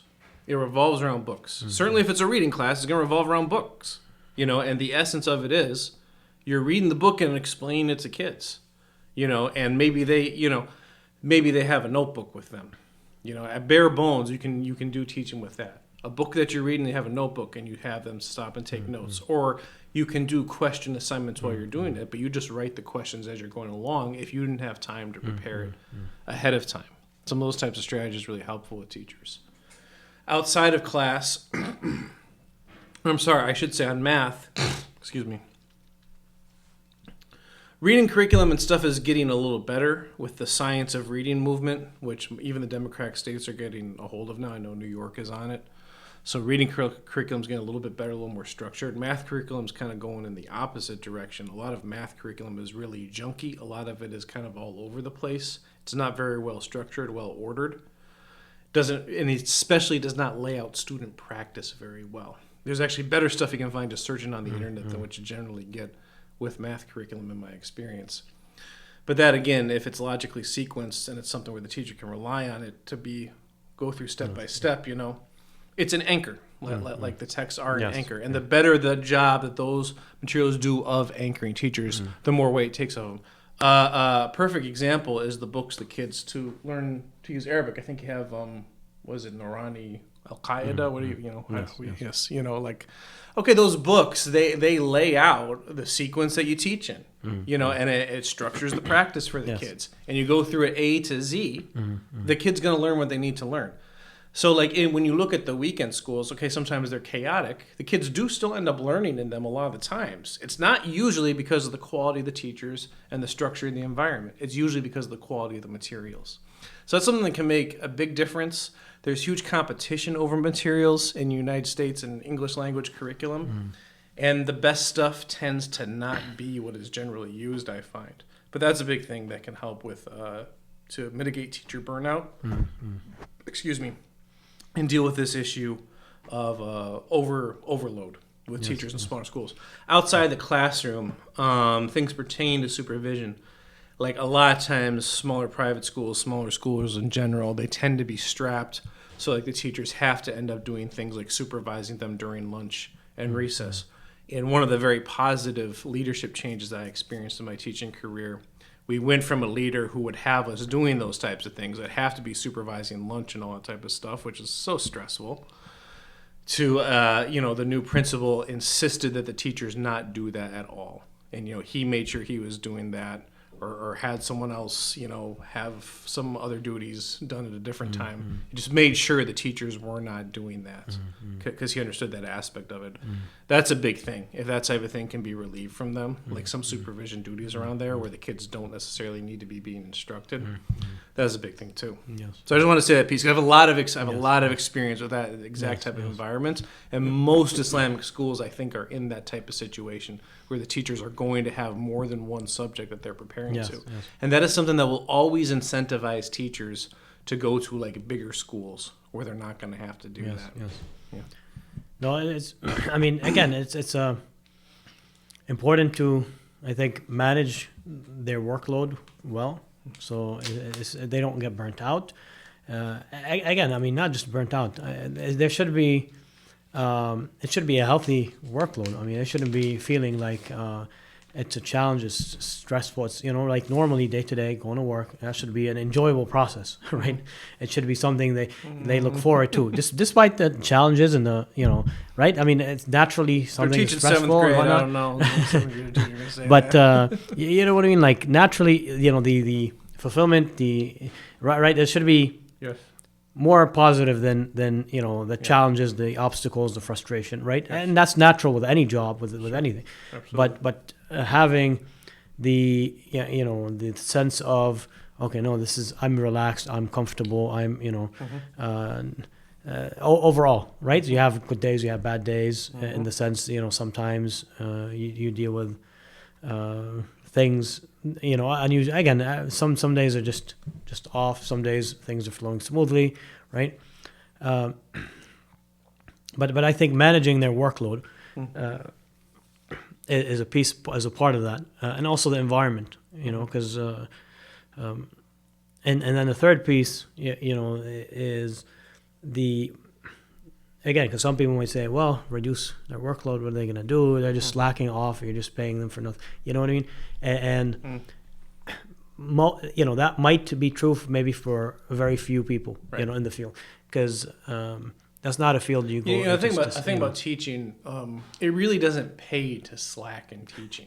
Like if you slack in teaching, you're in a chaotic situation really quickly. That just becomes more stressful than if you didn't slack. Exactly. So like the incentive is not really there. Exactly. So people who that's why I say, even if someone does slack, they won't last there for long. They'll leave soon thereafter, if that's the case, because like you said, it makes it worse for them, for their own selves, But even then, most teachers genuinely want to, are in the field. Their incentive is they want to make an impact. They enjoy teaching. They enjoy working with kids, and they want to teach. They just don't want to deal with things that get in the way of teaching, and that doesn't, and sure, there's some of that, always, but you minimize it. It shouldn't be the bulk of what a teacher does throughout the day is things that don't pertain to teaching.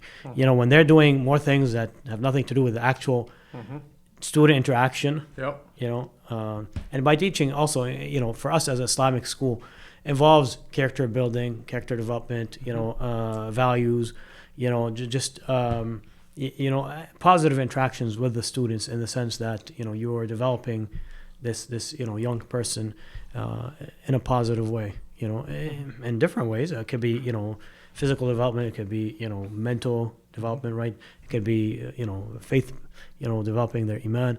But again, that's all teaching, right? Teaching is not just teaching math, for example, at the board, how to solve a problem, right? Absolutely. So especially for us, I mean, that's part of our, the core of what we do as an Islamic school. I think that's a big piece. But yeah, I think the way you set things up, it's not just about reducing workload, but also how to help them manage their workload. What can you do to set them up for success, to make that workload easier? Same thing.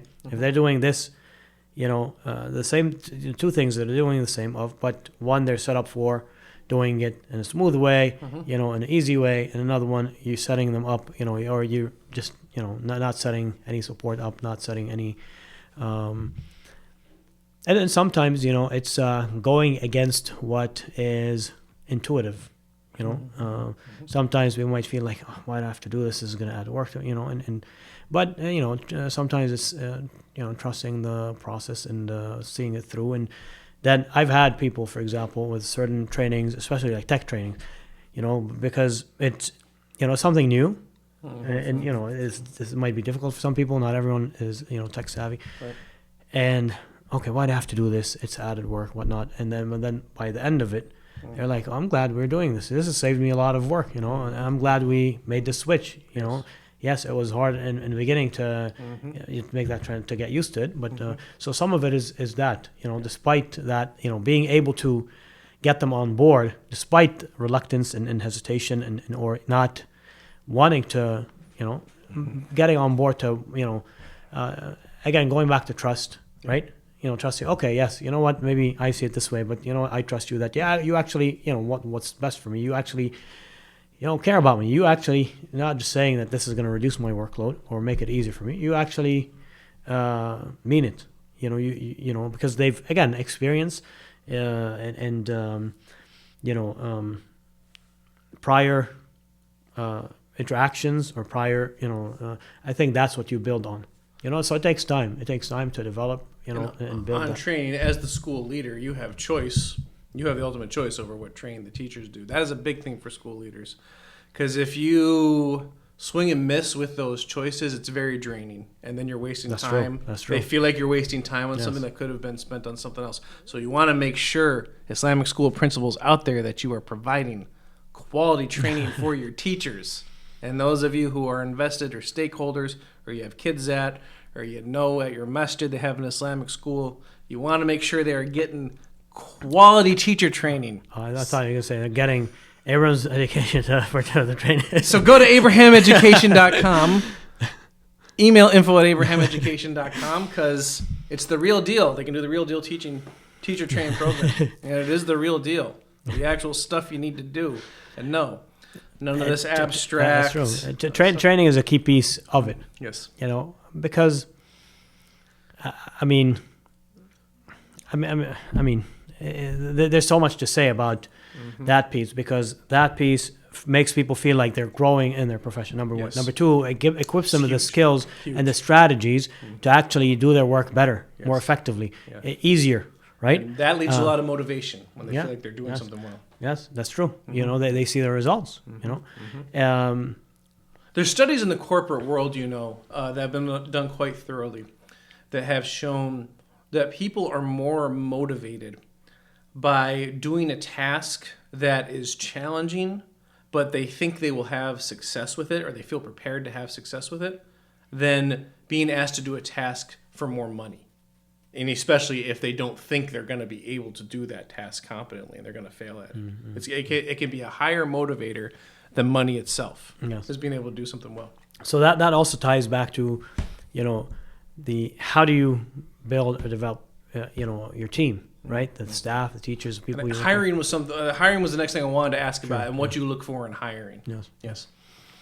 Other than someone with a beating heart. Yes. So hiring is a key piece, right? Because as I said, who you choose to put in front of. But part of that goes along with it is making it a good environment for them to want to be there, right? Sure. And number two, training them so they're not just stuck, they're not stagnant, but they're getting better at what they're doing, right? So even if you were at this level, or in terms of effectiveness, in terms of being being a good teacher, let's say, or effective teacher last year, then this year, if you're still there, then it's not that the teacher failed, it's that the leadership failed at helping that teacher move up to move forward in that. Just like if it really is all admin's fault. I was about to say, just as it is, if a student is there last year and they haven't moved up at all the following year, you can't blame it on the student much as If a student's failing, let's just blame it on the teacher. Then we pressure the teacher to fudge their grades. And then they just move along. I'm not going to start talking about grade inflation, but it's a big issue. It's probably a bigger issue I'm certain it's a bigger issue in the public schools than in the Islamic private schools. Yeah, that's true. But see, I'm a big proponent of collective accountability and collective responsibility, because it's never just the student's fault, or just the teacher's fault, or just the principal's fault, or just the board's fault, or just the parent's fault, or it's more complex than that. Yes. And sure, sometimes some situations you can say, okay, well, this person, might have, a bigger responsibility here, or but everyone has their own role and responsibility. But if you just pinpoint, that's part of the problem, right? Everyone's trying to blame, and I see it, widespread, I think, in public education. I see some of it in some Islamic schools, depending on and I think that's the difference between public and private. Private schools are a lot smaller, so, it's a double-edged sword, right? I mean, you could, the decisions you make have a lot more immediate impact, whether they're good or bad decisions, but they have a lot more direct, immediate results and impact. Again, a positive way, or it could be in a negative way if those are the bad, wrong decisions that you're making, or, with public school, I think, as you said, it's like a bigger ship that you're trying to turn, and it's not as easy to turn, and people are frustrated that they see it turning, or they don't see it turning fast enough, or turning in the wrong direction. Well, I think that collective approach, it's more of a problem-solving approach, as opposed to like a blaming approach or a you fix it approach. And the thing about public education, especially in district schools, the unions can really make it so a collective approach is basically impossible sometimes, because it puts the administration, they're actually limited in what they can ask teachers to do and how many meetings they can ask them to go to. That's all like regulated by the union contract. So there's very, very fine numbers on the amount of minutes and stuff you can ask for them. People a lot of times do not realize that with schools. I actually did a tweet about it just the other day about how little school principals and leaders actually are leaders as far as being able to be decision makers and giving directives. So you end up with the principal having to kind of like pressure the teacher, just be like, hey, this kid is failing, what are you doing to fix it? What are you doing to fix it, basically? And then the teacher, maybe they don't have time to fix it. So they're going to say, I'm going to work with him on the side. And what they'll really do is just fudge his grade. Like, that happens all the time. That is a big part. And again, it's beyond grading. It's beyond that. Like, for example, with students, let's say, falling behind, a lot of it compounds, right? It's not just one teacher from one grade. Absolutely. It compounds. And so you can't, you know what I mean? I mean, again, I feel like, and we deal with some of that too, because we operate as part of the bigger system, right? Sure, I mean, we get students from public school, and, all the time, and some of our students end up going to public school eventually too, when they graduate, or if they move, or whatever the case may be, or they're not happy, with the school and they move, or, whatever the situation may be. So we're part of the bigger system. But I do feel that, alhamdulillah, that is different in that sense, as a Islamic school principal, I do feel that I have a lot of impact, Yeah. and the decision I make, and that's why you can't take them lightly, because those decisions are going to impact those families you serve, those students, those teachers, the people who work with you, impact the school. Again, and our schools are relatively young, so in some cases, a principal making the wrong decision might knock the school back 10 years worth of improvement and development in that sense. Let's. I want to get into some questions about the day to day. About hiring, because you mentioned about hiring. We never got to that, right? So you're talking about hiring. What do I look for when I'm hiring people? Yes. Now the fact that the shortage and limited, put all that aside, right? So, all that aside, for me. And also, too, I'm curious. Do you have to recruit? Like how active? Like we talked about, maybe it's limited to the extent that would you have to market the school to parents to be interested in sending kids, but maybe you have to market it to potential teacher candidates. So you don't have to market or recruit to get applicants. Okay. But to find qualified teachers or someone who has potential to, with some training and support to do a good job, or a decent enough of a job. That you have to advertise, you have to market, you have to, it's a challenge. But as far as, what I look for, I think as an Islamic school, first and foremost, the person, how, in terms of not necessarily how righteous they are in that sense. Now, obviously, the righteous the better. I want those righteous people. But in terms of how much they've internalized Islam as part of their identity, part of their values, part of their system, right? Like Islam being important to them. Sure. That doesn't mean they want. It's actually very important for an Islamic school. Yes, and not in the sense that they might not make mistakes or they don't have sins or Sure. they pray all their sunnahs, for example. Like that's not per se. Obviously, the basics have to be there. Right. But beyond that, it's do they truly have internalized Islam and its teachings, and it's part of their identity. It's part of their it's part of their motivation. It's part of their what drives them. It's important to them. You truly feel their passion for the deen. So that's key. Beyond that, you're obviously expecting someone who's dependable, reliable, just, in terms of who can communicate, basic of those. Isn't dependency and reliability hard to gauge in like an interview? Because it's just like, because that's stuff that you build up over time. You find out that's true. about that from a person over time. That's true. That's the interviews aren't, right? You're trying to, so in my experience, I would say, aside from limiting factors or, not having any better candidates and whatnot, I'd say probably interviews, in my experience, 80 to 90%, overall accuracy, not necessarily like specifics, but there's 10 to 20% is when you're completely off, or even if not completely off, okay, well, I didn't see that, or I didn't see that coming, or, you know what I mean? Like, Sure. That wasn't what I was expecting, or in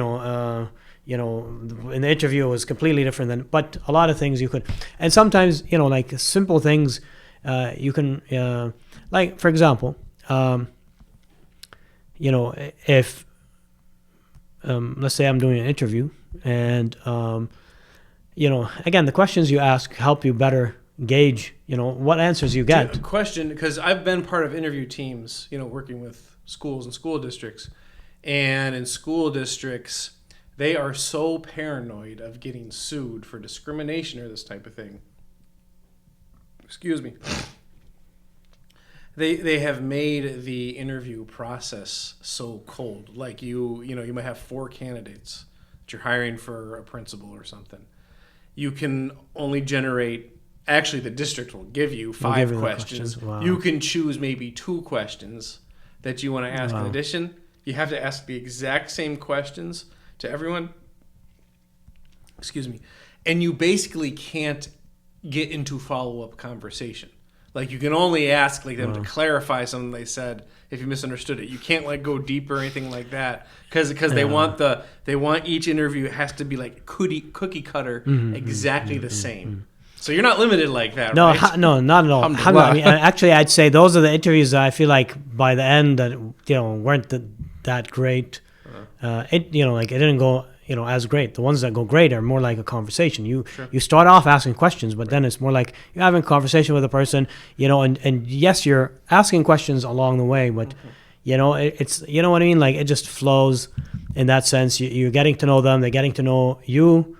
Because they're going to be working with you too, right? They're going to get to know more about the school, and again, it just flows naturally as a conversation. And through that, you get those answers. See how, like this, imagine this would be like, if I was interviewed as a teacher candidate, this would have been like a great, like a great interview. I'm hired. So but I always hated that it couldn't be like that in interviews. I hate it because there's some people you really want to get into it. I mean, it's just there's always more you want to say.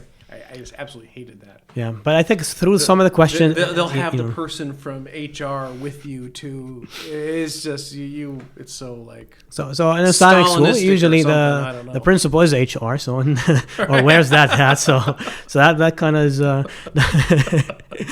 you have that. But I think some of the questions and again how they answer, what they answer, things like that. But for example, like you said, dependability, reliability. If I'm considering someone, let's say, or want to gauge that, I'd say, for example, just what does a good lesson look like to you? For example, like what is a good lesson plan if you're designing a lesson plan? What does it look like? What do you make sure to include in it? And again, just to see what they would say. It's not like there's also oh well, they said this, you eliminate there, say that they said that, that's it, they're hired type of thing, right? It's also kind of a general collective overall how are they as a candidate, right? But as part of that, as a follow-up to that, like would you be able to send me just email me a sample lesson, anything from before, you don't have to and so to me, I mean, that's something they don't even need to have one, but assuming someone has taught before, everyone has lesson plans that they've generated before or a sample lesson plan that was given to, a lot of times actually these days. And they can just Google it, right? So that just shows someone has, this much reliability, say, oh yeah, sure. Everyone says, oh yeah, sure, I'll send that, I'll email that to you tonight, or I'll get that on that tomorrow or whatever, right? But you'd be surprised at how many people don't send that at all. Not even like send it late or send it next week. They don't send it at all. And to me, when it comes to dependent, again, that's not an only factor. Right. But that's one thing. If someone as simple, if I asking someone and they fully agree to it to send me a sample lesson plan that they can Google, to just Google, fifth grade, math, whatever lesson plan, and just copy and paste, right? Because just what is a good lesson, and following through, sending something like that, then how are they going to follow through with bigger things that they have to do part of the job, right? So some things like that help, but again, like I said, I mean, it's about 80 to 90%. You get to assess and whatnot. You get an accurate, and I think experience over time gives you, because that 10% that when you get it wrong, you learn from that, right?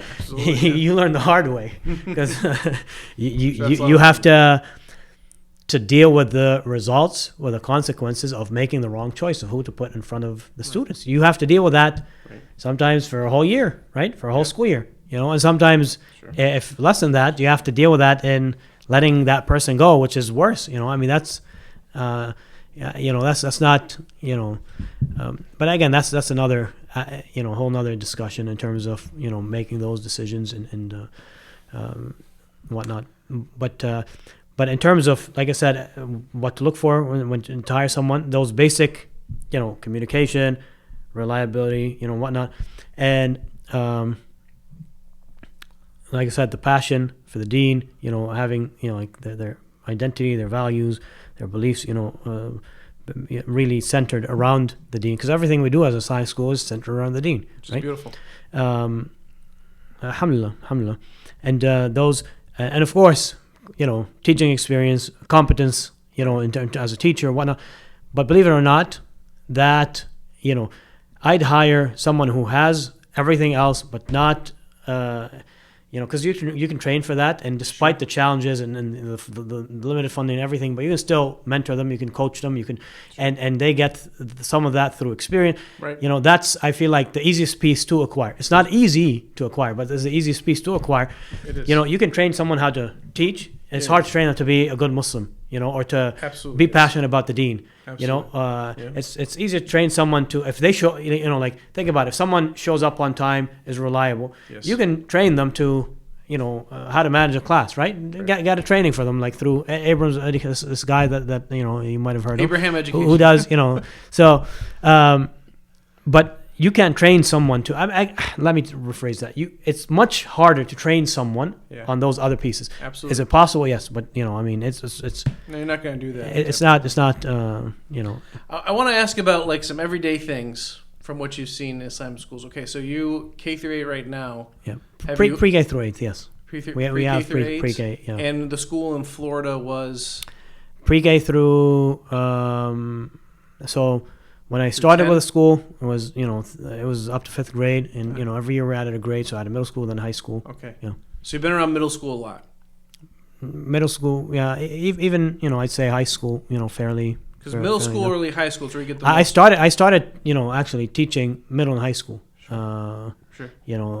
So that was in terms of. I just asked because I'm going to get into misbehavior. Yeah. Okay, just some quick questions about misbehavior.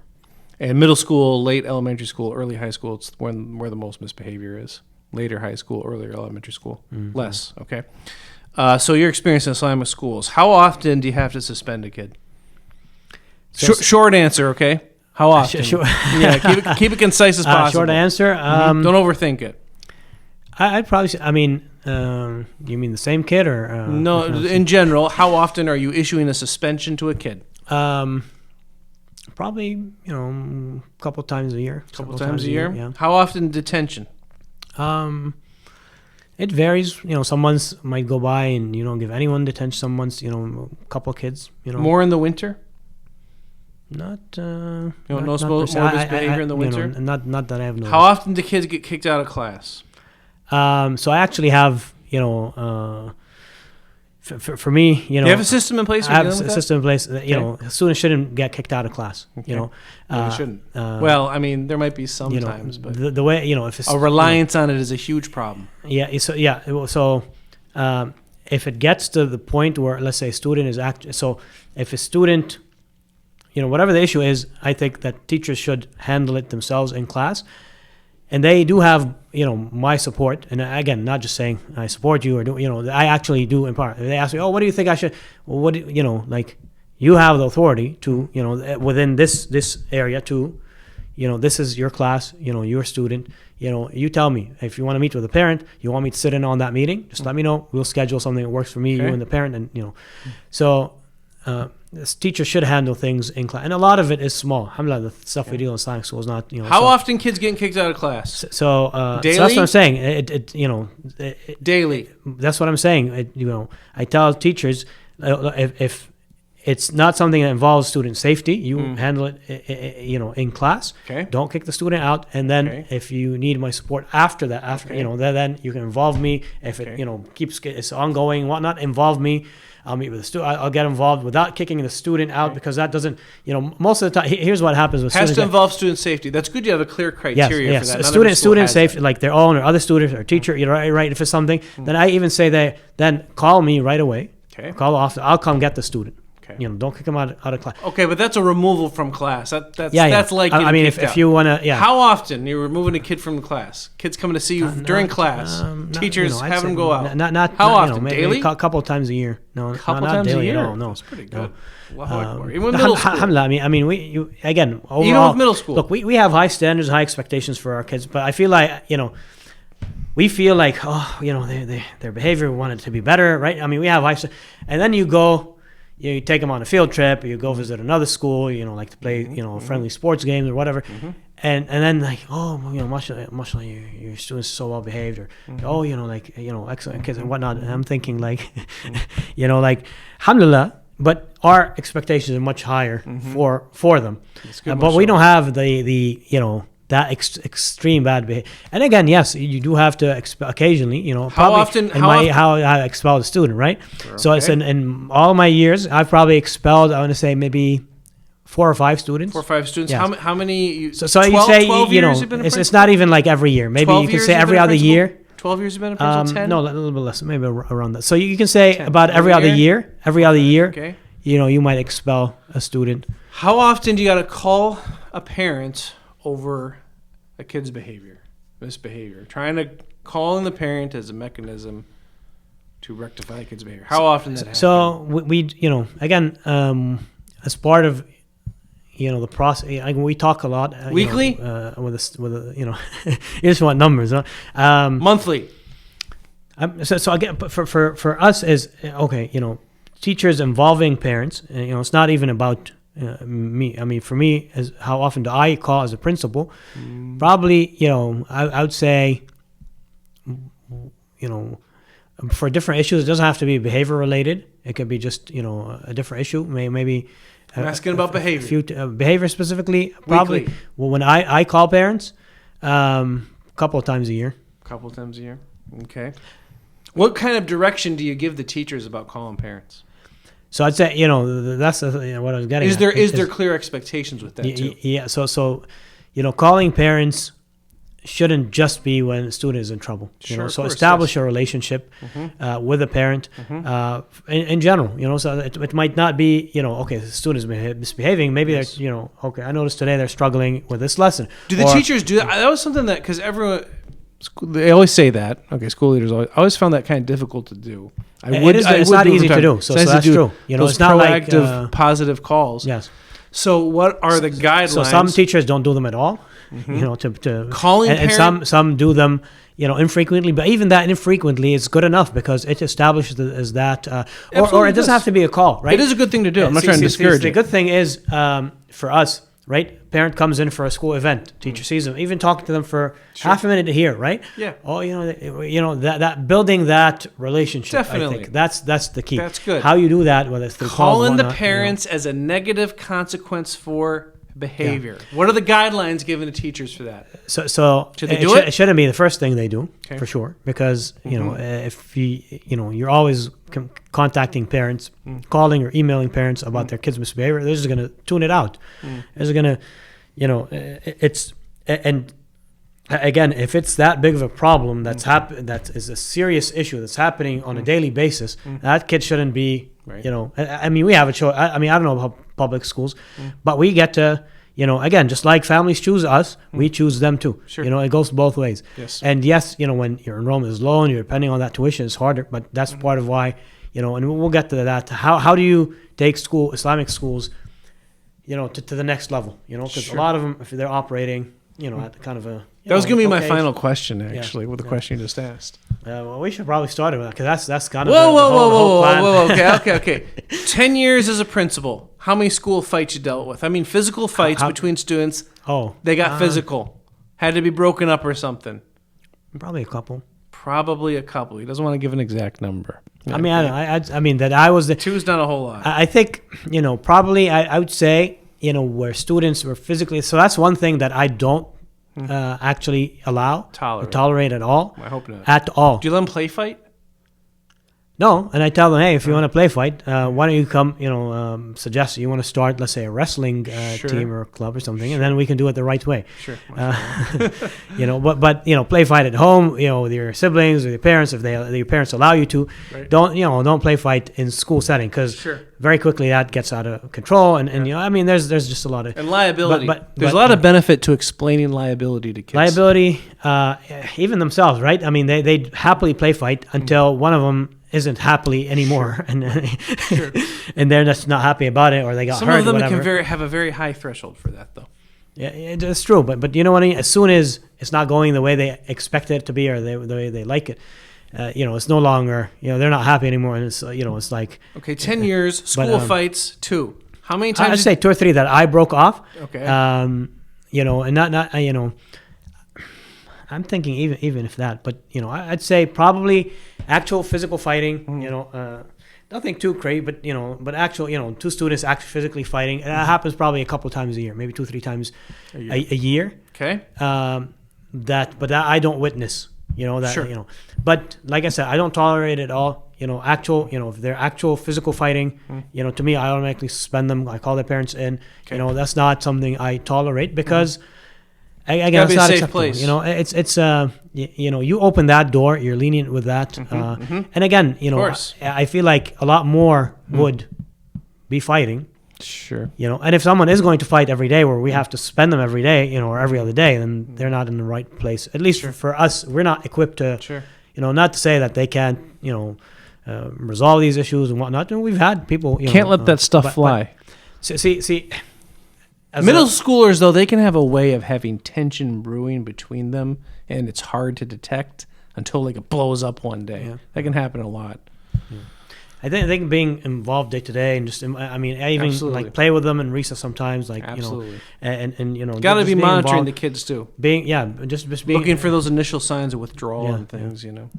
Attacking a teacher. How many times you dealt with a kid attacking a teacher? Once. Physical attack. Once, one time. yes, 10 years. yes. Okay. Drugs in school. None, alhamdulillah. Alhamdulillah. How many times have you had to call the police for an incident involving student? Why would I call the police? Because they might have committed a crime. What kind of question Okay, is that? so none, alhamdulillah. Because Okay. we don't. Again, I think it's twofold, right? On one hand, the students come in, right, in general, right? Maybe better, again, with a parent who's, Why would they call the police?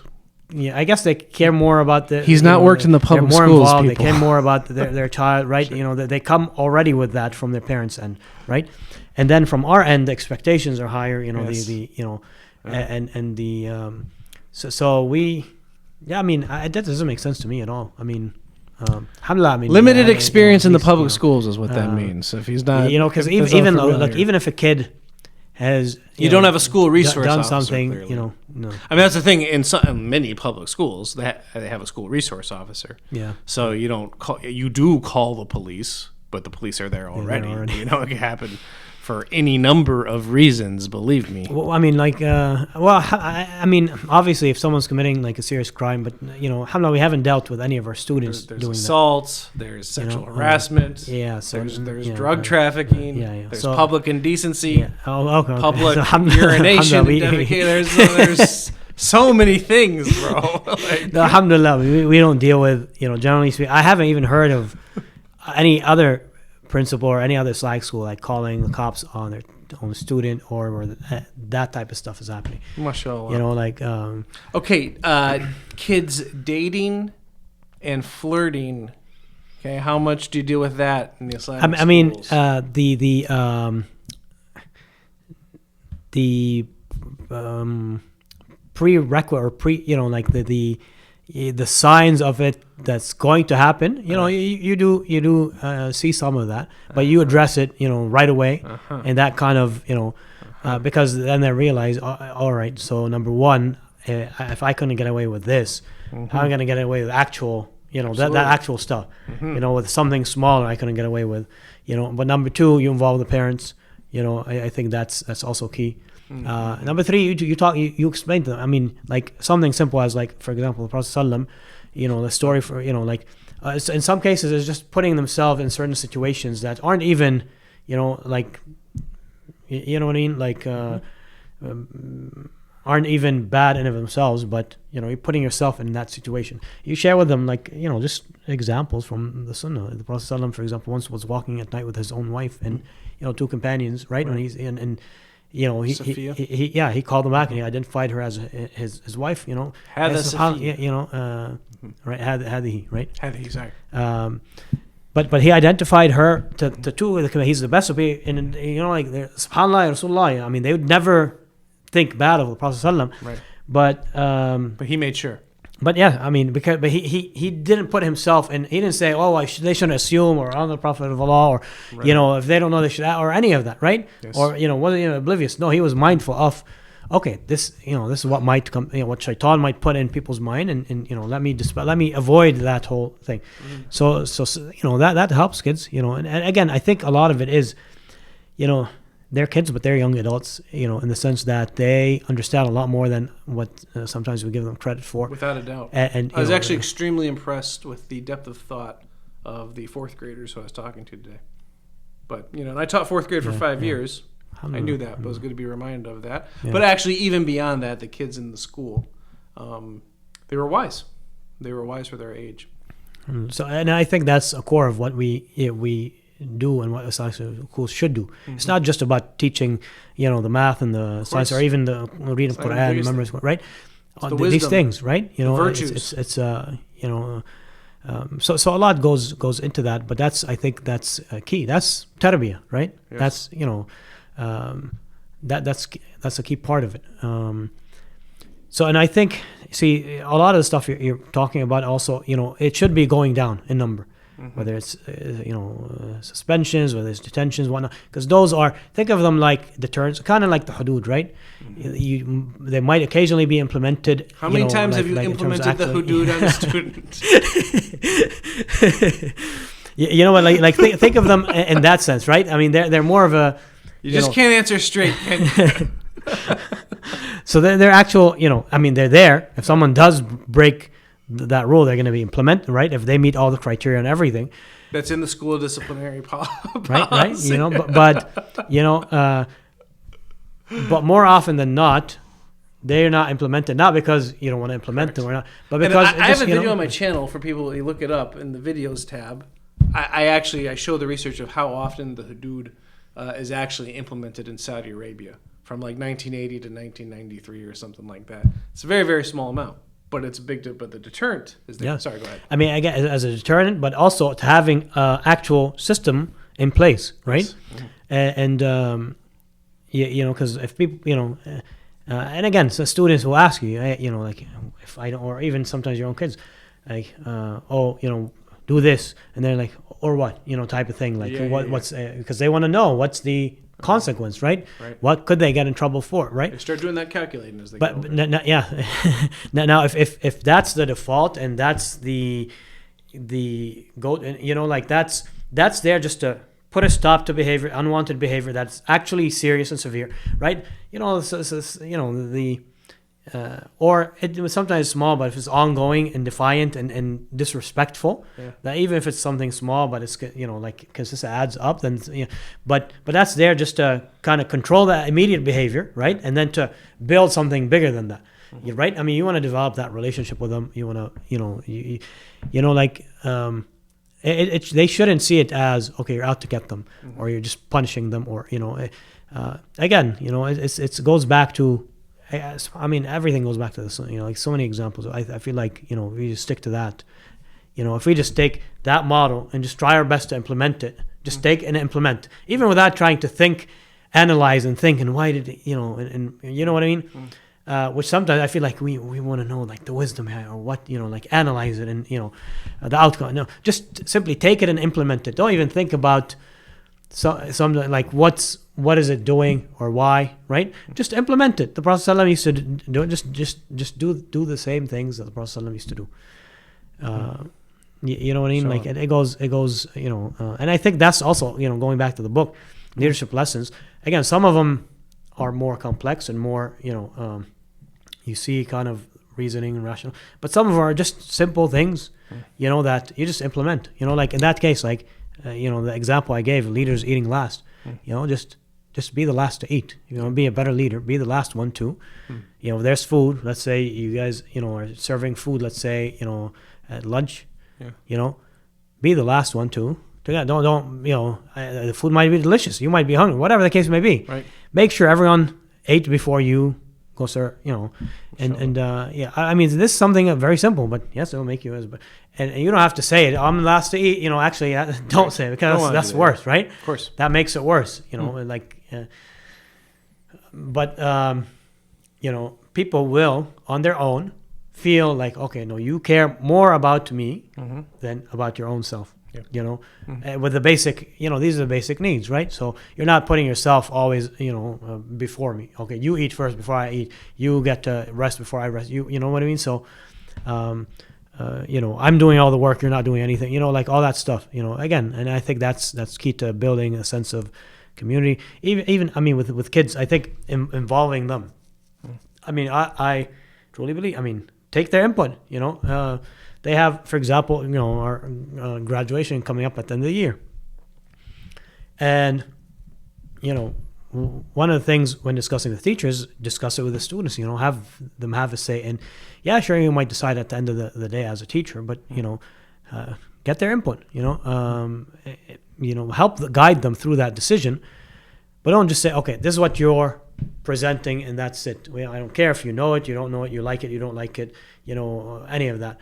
You're going to get the results, the outcome. I mean, imagine if they're presenting two things, for example, something that they're passionate about, something that they feel forced and they don't like, you know, what kind of presentation is that going to be, for example, right? Same thing with the work, whatever. So, you know, involving, you know, like, for example, like the senior trip, for example, for the 8th grade students, you know, that are graduating, they decided I mean, you know, I kind of just guided them through, but they decided what, when, how, where, you know what I mean? Like, and they decided, you know, you where do you want to go, for example, you know, all the details, they really just like decided. I mean, like, yeah, I took care of the logistics and, you know, bus reservation, and, you know, bought the tickets for, you know, for the theme park and all that, but they decided on that, you know, and these are simple things that honestly, I feel like can give back to the students.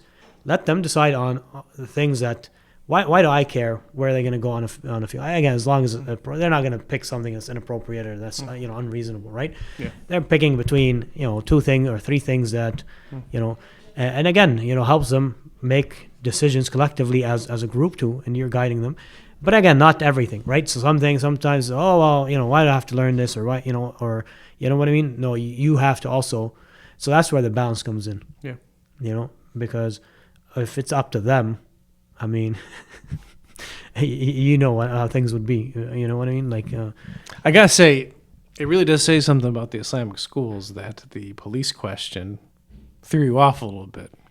I didn't even list. I didn't even list the biggest things. You know, I'm thinking about because, you know, weapons. That's a big thing. Terroristic threats, or just general threats. Auto theft. That's a big thing. Wow. Kids trying to take the key. I've had it happen. Not to me personally, but to a coworker. Kids take the car keys and all that type of stuff. So it's a decent culture at these Islamic schools. And I think part of it is addressing or dealing with behaviors when they're much smaller, much more innocent, much you know, simpler. You know, and don't let it fester and grow into something bigger than it is. Yes. You're really bad if you do that. What about parents at Islamic schools? Okay, have you ever had to fire parents per se? Like they were so difficult, so demanding that you had to say this relationship wasn't working out. You got to go.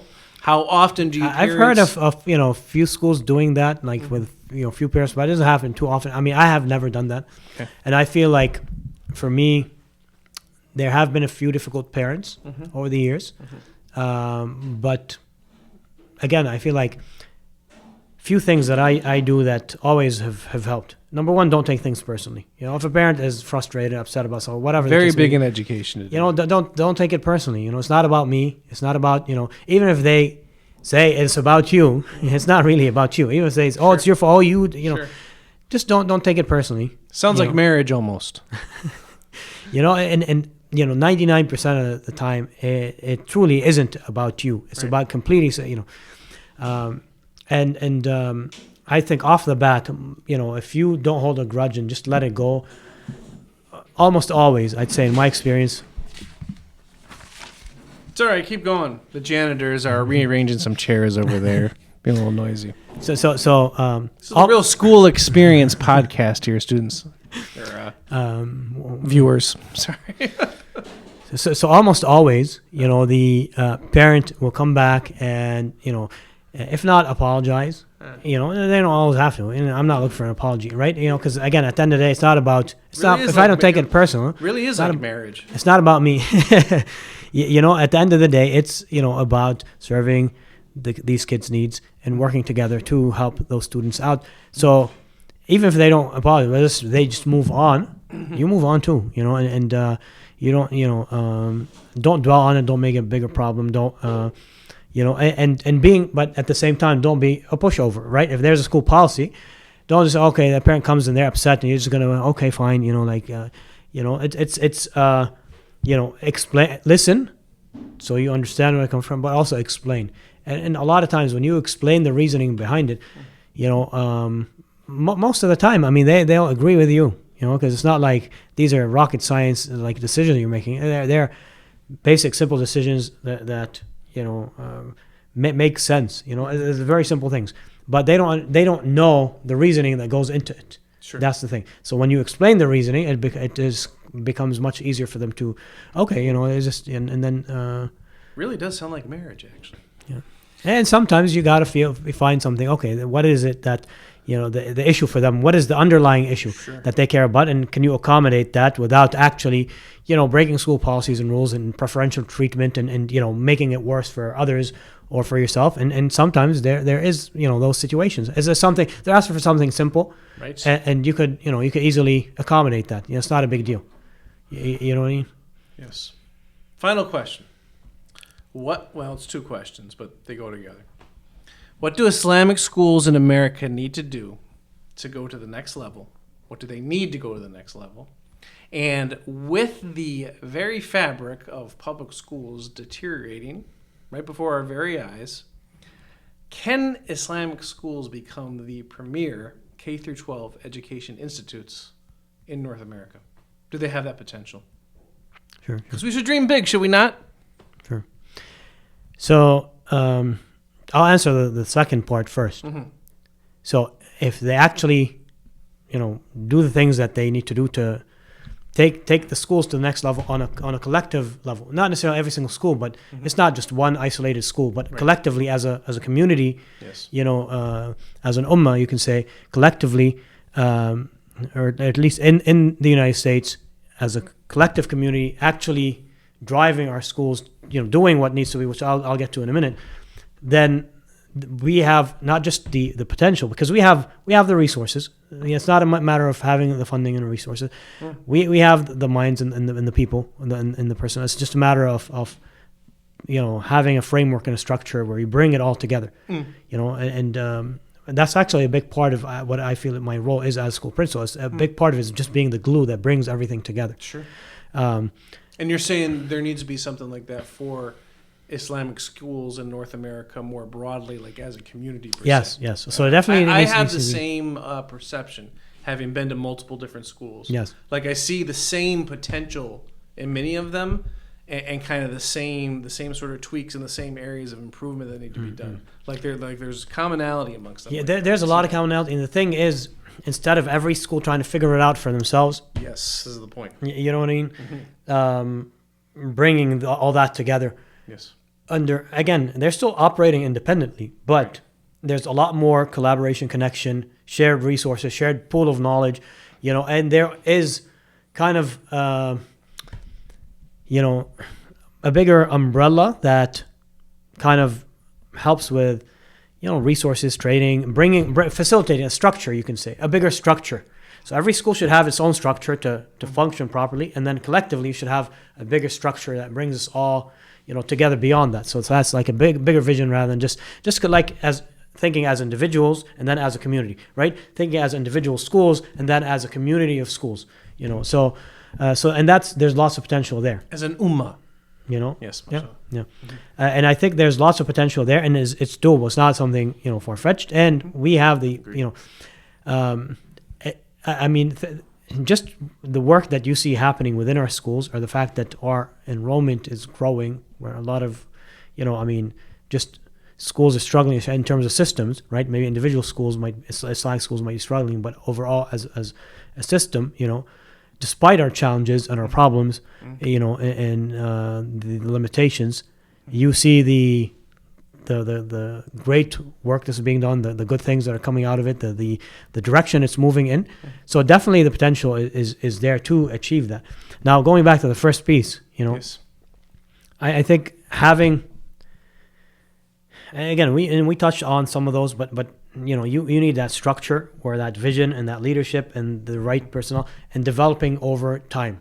I think just time alone is a key factor.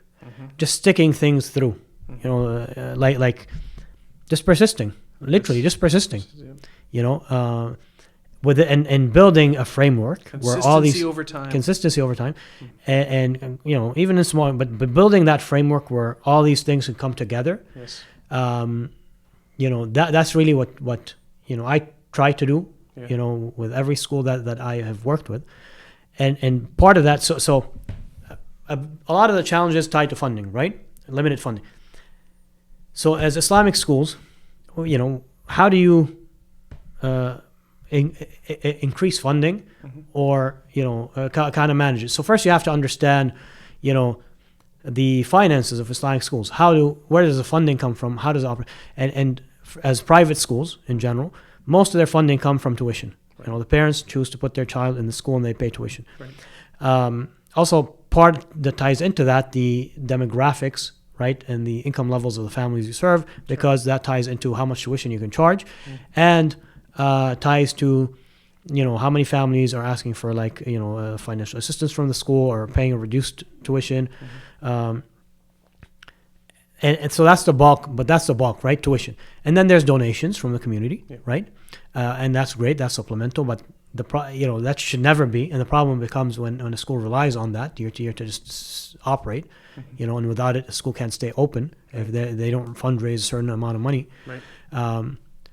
Because you're not really financially stable in that situation. Right. But a part of it is donations, and a part of it is additional funding, whether it's from grants, from local, city, state, federal programs or grants or whatnot that might be out there, and that's part of it.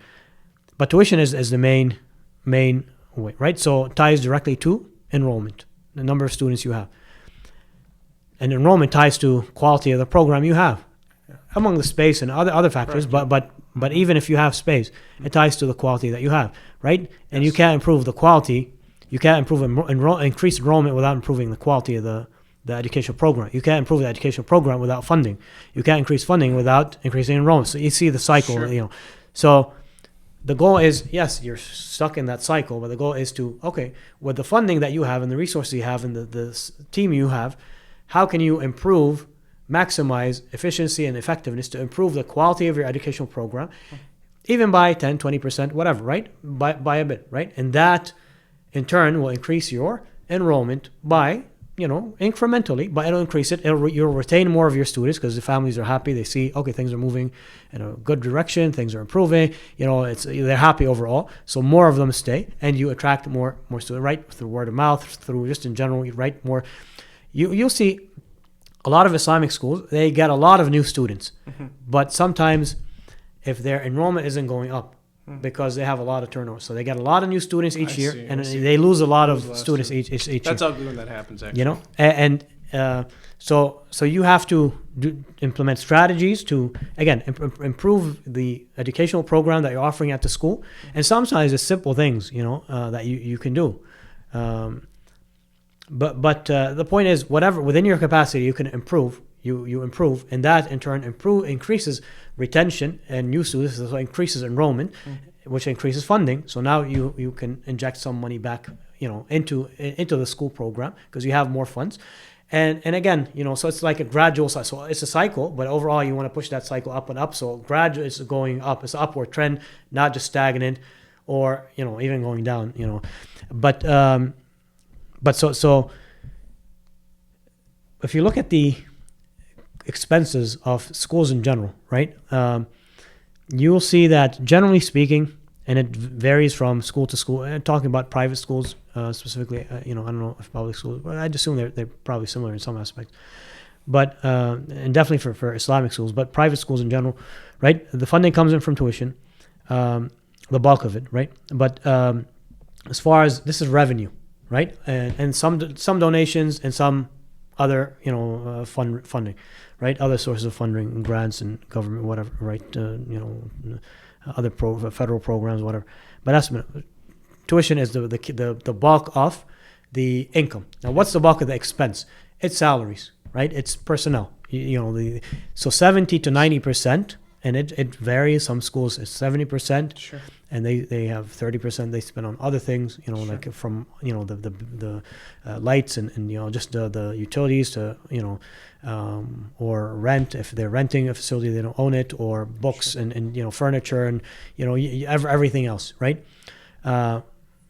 And if in some schools it's more like 90% salaries and 10%. So, but the point is, let's say 80%, 75 to 80% of a school's expenses are salaries, and salaries are fixed, right? Okay. So that's a fixed expense. Whether you have 5 students in a classroom, or whether you have 10 students in a classroom, the salary is the same for that teacher. You still have to hire a teacher to be in that classroom to teach those kids. Yes. And yes, as if you have, your enrollment is growing a lot, you obviously have to put funds back into salaries, right? You have to compensate the teacher because you're giving them more of a workload and whatnot. And that's actually what helps you increase the salaries, right? To be able to increasing enrollment so you have more funding. But in any case, for that year, at least, right? Whether I have 5 students in a certain grade, with one teacher, or whether I have 10 students, my 70 or 80%, let's say 80% of my cost is fixed. 20% might go up. Okay, I have more students, I have to buy more books, more desks, whatever, right? I'm using more water because more, whatever the case may be, more paper towel, toilet, right? So 20% of it might go up, but 80%, the bulk of your cost is fixed. But so if I double the number of students, let's say from 5 to 10 in that class, I doubled my revenue. Yeah. But 80% of my cost is fixed.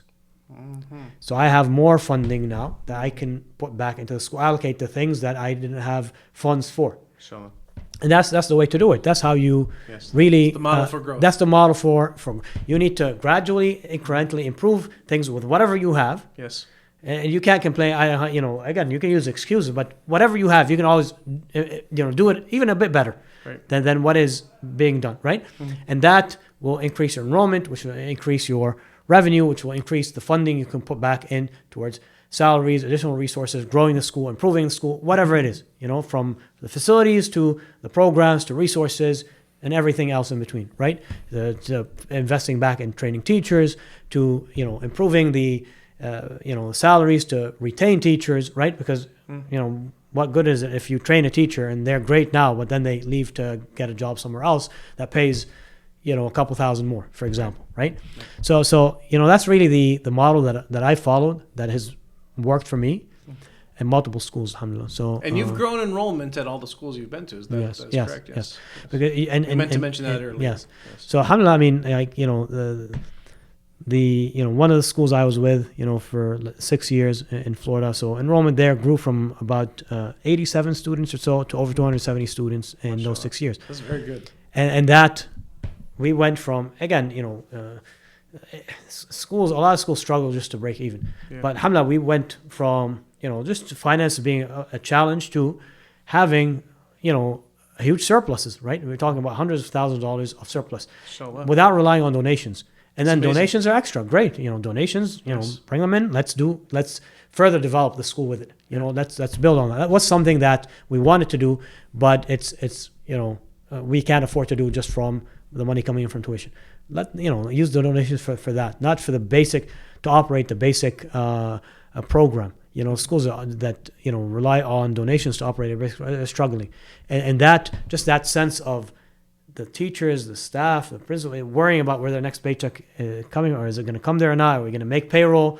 And alhamdulillah, most of the science schools are out of that phase. That's a good thing. But the ones that were there in that phase before, or were or are in that now, it's not.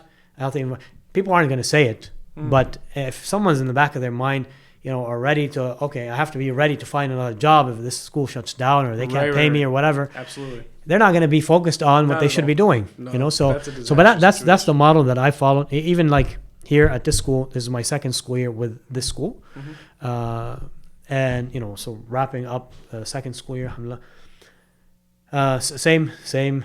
I follow the same blueprint. It's worked, and again, you're working on improving incrementally the quality in all aspects, right? In terms of student extracurricular, in terms of academics, in terms of parent engagement, in terms of, strategic planning, long-term planning, in terms of, working towards, let's say, accreditation or the image within, for the school within, building that. So again, it's a collective, and community engagement is a piece of that too. That also can't,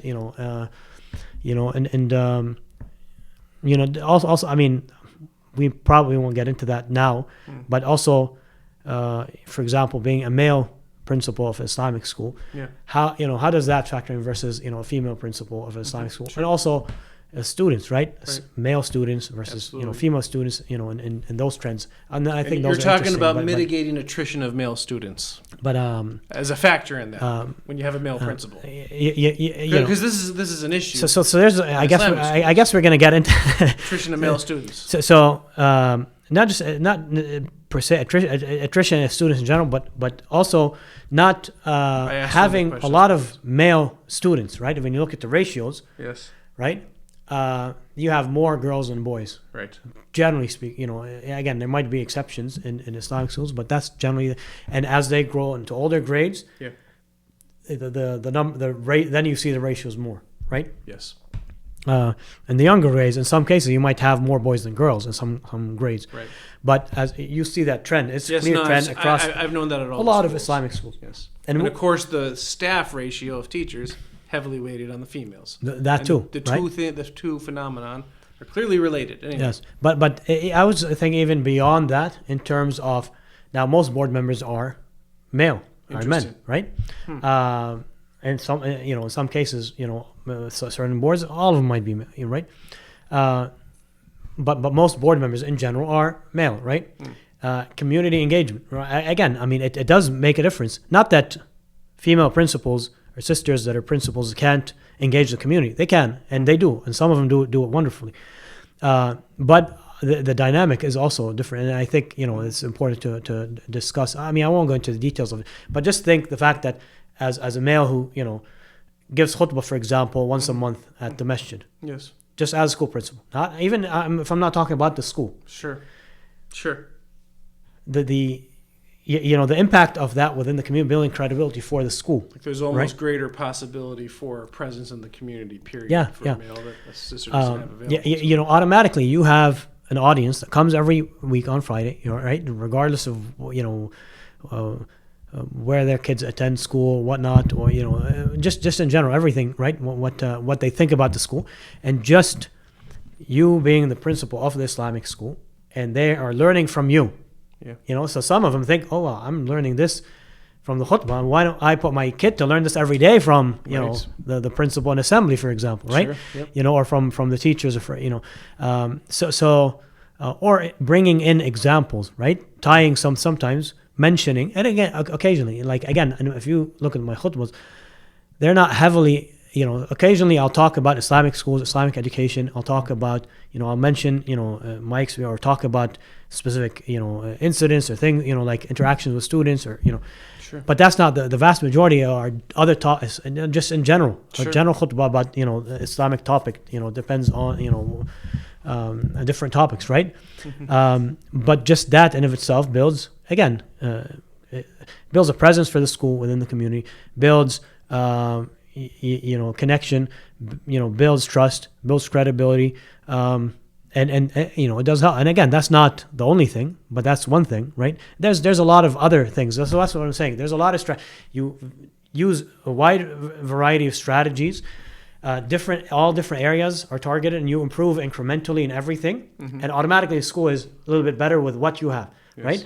10%, 20%, whatever, 20% better. That's great, because that's going to bring, let's say, 20% increase in enrollment. Yes, that's great. That's 20% increase in funding. Even if you take 80% of that, 20% is going to go up, but only 80% is fixed of the cost. But that's fine. That's still 80% of 20% increase in funding. Yes. You take that and put it back in, and you can then develop further, and just that's basically what it is. Just do that, rinse, repeat, right. In small increments until you get the school to that point, to that level. And it gets easier. You're getting more experience, right? You're developing a team along the way. You're building a sense of community. So if it's not just linear, it's like actually exponential in that sense. Right. This is where your business management expertise come in. Yeah, alhamdulillah. Jazakallah khair. Wayakum. Jazakallah khair for I will just say on the interesting question, discussion. I mean, there's lots to discuss, honestly. There is. I mean, we can get more into that topic even. I'm actually glad you had so much to say about that topic. Because I see lots of potential in the Islamic schools.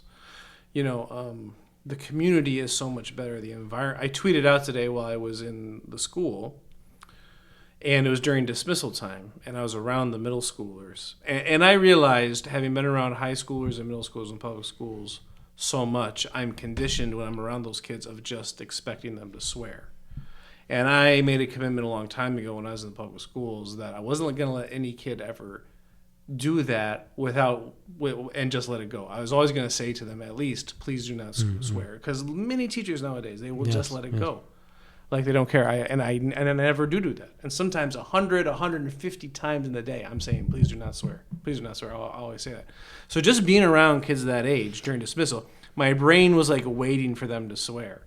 And then I realized they weren't, and they weren't going to. And I hadn't heard anything like that all day being in the building. And then I tweeted out that, the environment in Islamic schools, it's just so much more delightful than the public schools. And even training the teachers. Okay, like when I train teachers in the Islamic schools, they are maybe less experienced or they have less background and familiarity with some of the jargon and things in education, but they're so much more bonded together, and they discuss what's going on and what we're learning about so much more, and you see them getting energized by it so much more because they have that real purpose and that real passion for teaching the kids. Whereas when I teach in the public schools, teachers do like the material, they like the presentation, all that type of stuff, but I don't see that kind of bonding between them. They're all individualized, they're all atomized, they're all just in their room, and it's their thing. And again, there's part of the structure of the system that keeps it that way, so you don't see this cohesiveness. Yeah. So I do really think Islamic schools can, we need to dream big as a community. We should dream big. There's no reason not to. Over the course of a generation, I do think Islamic schools can actually become the premier K through 12 education institutes in America because they have this purpose. Yes. And that is the foundation of everything that's most important. And alhamdulillah, along with that, it's important to recognize the potential, but recognize also the foundation that was built, to give credit to the previous generation that set the foundation, that really got Islamic schools to where they are today. And they've come a long way. They've come a long way. A lot of Islamic schools, are accredited now. And some are in the process of going through accreditation, so that's one, including the Quran Arabic Islamic Studies piece. SISNA, for example, does that accreditation. So along with the secular, if you want to call it, the general school accreditation by other accrediting organizations. But you also have more professional development. Right, and being invested, more conferences, more convention, more training, more workshop, right? And then you also see the result, right? The students actually graduating and going on and actually functioning. Yes, mashallah. And then also, the experience that a lot of educators that have been working in these schools or just coming, having worked in public schools or other schools, bringing in that experience and expertise to Islamic schools. I think that, has been happening, more and more over the years. And again, having that built on that history and that foundation, I think more families are realizing the need and the importance for Islamic education. So, especially with what's going on, in society these days. And then a lot of parents are willing to invest more, and there's just community in general willing to invest more in Islamic schools. So you see a lot of that coming together, and that foundation is really what set the stage for that, and to build on that and take it to the next level and achieve that potential. We should dream big, plan big, and there is a lot of potential, and it's very practical, it's very achievable. It's not it's hard to work, it's not easy. Anything worthwhile, is going to take hard work and effort, right? But it's definitely something that we are, I think, positioned collectively as schools. But again, you need the right ingredients, right? You need that right framework and structure collectively as well. And then individually, for each school to come together and then produce those results, inshallah. But you also see it like with the Islamic schools. See, in the past, when you're a new school, people don't know where if their child attends that school, where they're going to go, right? If they're going to attend college, graduate, earn a decent living, right? They don't know that. Now that some of the Islamic schools have been established for 20, 30 years, their graduates are already, what I mean? Now they're bringing their kids back because they went through that, right? Or they at least see, oh, well, these kids went through and they did just fine, and so like if you look at this school, for example, it's been established for 27 years, right? This is the 27th year it's been in operation. You look at the graduates and they're well established in the community in terms of all fields, all career, and some of them have come back, served as teachers here or board members, so when people see the results, even in terms of the actual scores and actual academics and test results and getting into high schools and colleges and that, but beyond that is the actual long-term results, then people are reassured, because that's people's biggest concern. Sure. And so if you're a parent and you're thinking about sending your kids to Islamic school, I'd say, go visit the schools, do your research, talk to parents who send their kids to Islamic school, go get a tour, and because again, that doesn't, not to generalize, right? But in a lot of cases, a lot of your, the concerns, would be, and again, that doesn't mean they're perfect, Islamic schools are perfect, or that, and again, this is an endorsement of every single Islamic school, because you can't generalize in some schools, but this is an endorsement of Islamic schools in general, right? And so do your research, go visit the schools in your area, pick the best one for your child. If there's only one, maybe push, either join and support, or if, things aren't going well, work towards starting a second one if that one is full, or you don't feel like it's serving the needs of the community, and work, collaborate with others. Don't compete with it. Start another one, but collaborate, or at the very least, don't start it in a negative way, like but a lot of communities. I mean, there's schools. I mean, that's what probably, if you look at how many schools have just opened up within the last year, you find a lot of Islamic schools throughout the country last year or two that have opened up. So alhamdulillah, I mean, things are moving in the right direction. Alhamdulillah. Jazakallah khair, brother. Wayakum. This has been a pleasure. I think I'm going to come by tomorrow and bother you to do part 2 again. Inshallah, we could, we could aim for that. Let's see if I'm living in the building, I know where to find you. That's the inside joke. Can you close us with a dua, please? Sure. سبحانك اللهم وبحمدك أشهد أن لا إله إلا أنت أستغفرك وأتوب إليك. بسم الله الرحمن الرحيم. والعصر إن الإنسان لفي خسر إلا الذين آمنوا وعملوا الصالحات وتواصوا بالحق وتواصوا بالصبر. جزاكم الله خير. بارك الله فيك.